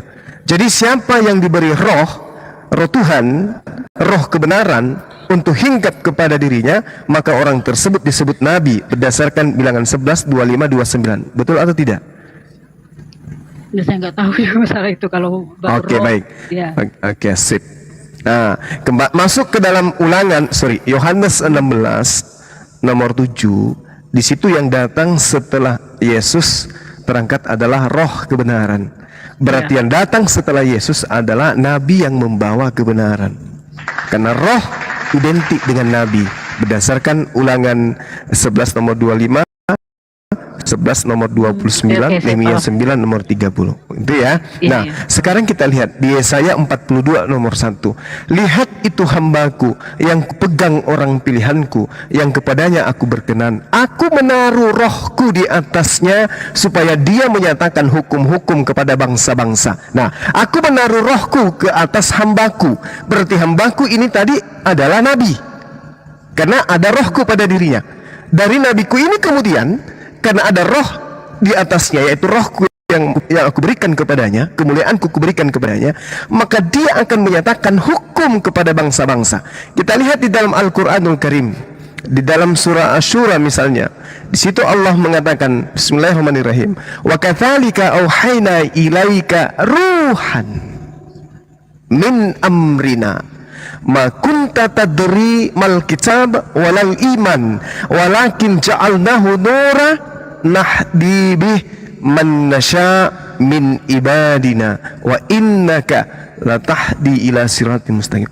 Dan demikianlah kami wahyukan kepadamu wahai Nabi Muhammad ruh dengan perintah kami. Sebelumnya engkau tidaklah mengetahui apakah kitab suci Al-Quran dan apakah iman itu, tetapi kami jadikan Al-Quran itu sebagai cahaya. Dengan itu kami memberi petunjuk siapa yang kami kehendaki di antara hamba-hamba kami. Dan sungguh engkau wahai Nabi Muhammad adalah benar-benar pembimbing seluruh manusia kepada jalan yang lurus. Ini terkait dengan roh yang tadi. Lihat itu hambaku, kepadanya aku berkenan. Lalu kemudian apa efeknya menjadi pengikut Rasulullah? Al-Quran menjelaskan, huwallazi ba'atha fil ummiyina rasulan minhum yatslu alaihim ayatihi wa yuzakkihim. Jadi sebagai pengikut Rasulullah Muhammad sallallahu alaihi wasallam, maka orang yang mentaati Rasulullah akan disucikan oleh Allah. Siapapun itu yang mengikut Rasulullah akan disucikan. Kalau di Kristen dosanya ditebus, kalau di Islam manusianya disucikan. Jadi kita tidak ditebus dosa kita. Di Islam dosa kita tidak ditebus, selayaknya kemudian di Kristen dosanya yang ditebus. Kalau di Islam kitanya yang disucikan. Makanya dikatakan wa yuzakkihim. Dengan cara apa umat Islam itu disucikan? Kita lihat. Dosa harian mereka disucikan dengan sholat 5 waktu. Dosa mingguan mereka disucikan dengan sholat Jumat. Dosa tahunan mereka disucikan dengan puasa bulan suci Ramadan. Maka apa yang terjadi setelah dosa harian, dosa mingguan, dosa tahunan dihapuskan, dosa bulanan dihapuskan oleh Allah? Maka yang terjadi apa kemudian? Wa yuzakkihim, mereka orang-orang yang suci. Kemana perginya orang yang suci? Neraka apa surga? Ke surga, Jannatul Firdaus, khalidina fiha abada, mereka kekal di dalamnya. Jadi ini kaidah di dalam Islam, ini polanya, ini kerangkanya kebenaran Islam, bahwasanya Rasulullah datang membawa hukum-hukum dari Allah, hukumnya ditegakkan kepada seluruh bangsa-bangsa. Makanya kalau kita melihat Nabi Musa alaihissalam datang membawa Torah, Torah hanya untuk kaumnya. Nabi Isa alaihissalam datang membawa Injil, Injil hanya untuk kaumnya dan hanya pada masanya. Tapi ketika baginda Rasulullah Muhammad sallallahu alaihi wasallam datang, bukan hanya untuk orang Arab, tapi litubayyina linnasi. Di dalam Al-Quran surah An-Nahl ayat 44, baginda Rasulullah Muhammad SAW hanya semuanya beliau diutus litubayyina linnas, untuk seluruh umat manusia. Nabi Musa diutus hanya kepada Bani Israel. Tertuang di mana dia? Yeremia 31 nomor 31, nomor 32, nomor 33, Ulangan 34, Ulangan 33 nomor 4. Nabi Musa hanya untuk Bani Israel saja. Mazmur 174, Nabi Musa hanya untuk Israel saja. Jadi sangat jelas. Mazmur 147 data 11 dan seterusnya. Musa hanya untuk Bani Yakub saja. Yesus Matius 15 nomor 24 hanya untuk Bani Israel saja. Sedangkan Rasulullah untuk seluruh umat manusia. Makanya Al-Quran 1400 tahun silam masih murni sampai hari ini. Kalau Torah sudah sudah tercampur dengan karangan manusia, kalau Injil sudah tercampur dengan karangan manusia, itu disebabkan karena kitab-kitab tersebut sudah tidak menjadi pedoman kehidupan manusia. Yang menjadi pedoman terakhir adalah Al-Quranul Karim, sehingga Al-Quran dijamin oleh Allah, inna nahnu zikra wa inna lahu lahafizun. Kami yang mewahyukan Al-Quran, kami yang menjaganya. Taurat tidak diberikan jaminan seperti itu oleh Allah, begitupun Injil tidak diberikan jaminan seperti itu oleh Allah, hanya Al-Quran. Maka 1400 tahun silam sampai hari ini Al-Quran terjaga. Kenapa demikian? Sampai hari kiamat hanya ada satu kitab terakhir, Al-Quran. Tak akan lagi ada kitab-kitab yang diwahyukan oleh Allah. Karena itulah kemudian Al-Quran terjaga sampai kiamat datang, karena Al-Quran itu diperuntukkan litubayyina linnas, untuk seluruh umat manusia. Inilah kesempurnaan ajaran Rasulullah Muhammad SAW, bahwa ending terakhirnya adalah beliau datang kemudian untuk mensucikan jiwa-jiwa manusia. Demikian. Oke. Ya, paham. Masya Allah. Silakan teman-teman dilanjut. Tempat saya sudah hampir jam 2. Silakan, Iya. silakan. Baik. Ya, lanjut. Ada yang mau ditanyakan lagi, Mbak Udah. William? Ya, cuman itu aja, dan saya udah pahami mau bang semuanya udah. Ya insya Allah lah. Nanti saya kembali dengan insya Nggak Allah mau sama Bang kembali Zuma dengan. sekarang, Kak William. Hah? Nggak mau sama Bang Zuma sekarang. Nggak, saya kan ini. Kalau aku sih mengutip apa yang dikatakan Bu Yahya, Kak William ya. Nah, itu dia pada saat seseorang sudah disentuh hidayahnya dengan Allah, itu sebisa mungkin jangan ditunggu-tunggu walaupun hanya 1 detik saja. Karena apa ya, tadi seperti yang Bang Glenn bahas, bahwa kita itu tidak tahu umur kita. Belum tentu kita saat ini pada saat kita ngobrol di sini belum tentu kita turun dalam keadaan nyawa kita masih ada di badan kita, seperti itu. Jadi jangan sia-siakan waktu. Kalau pesan dari aku sih, Assalamualaikum warahmatullahi wabarakatuh. Sahabat-sahabat, suara saya kedengaran tidak? Untuk pertama kali saya menyapa teman-teman di YouTube setelah beberapa saat lamanya kita tidak pernah sapa satu sama lain. Gimana sahabat, suara saya kedengaran nggak?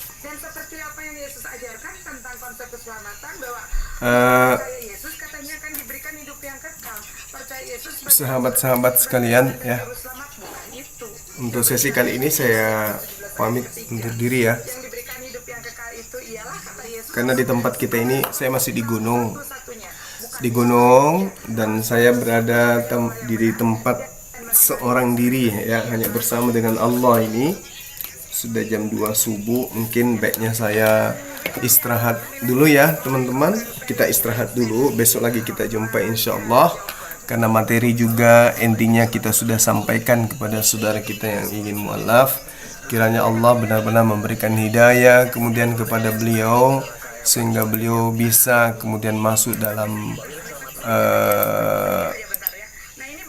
lingkaran dari umat baginda Rasulullah Muhammad SAW, menjadi orang yang menjadi pewaris daripada surga Firdaus ya teman-teman sekalian. Semoga beliau bisa mendapatkan surga ya, mendapatkan hidayah, sehingga kemudian beliau sahabat kita ini menerima hidayah, lalu kemudian bisa istiqomah di dalam mengajarkan atau menjalankan ajaran agama Islam. Terima kasih ya sahabat-sahabat sudah menemani Bang Suma ya selama ini ya, khususnya malam ini. Terima kasih banyak.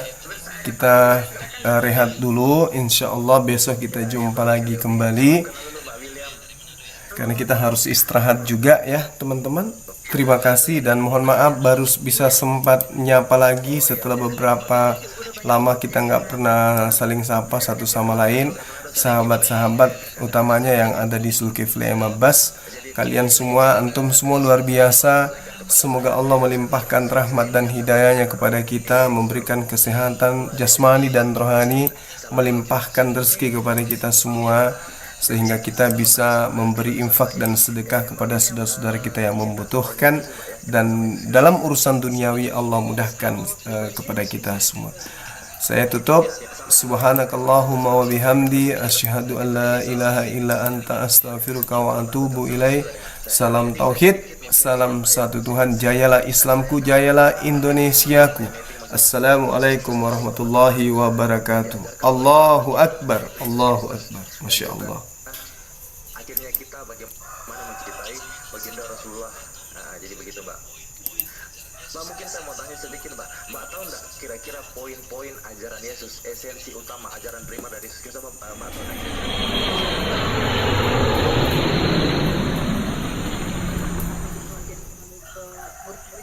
Idul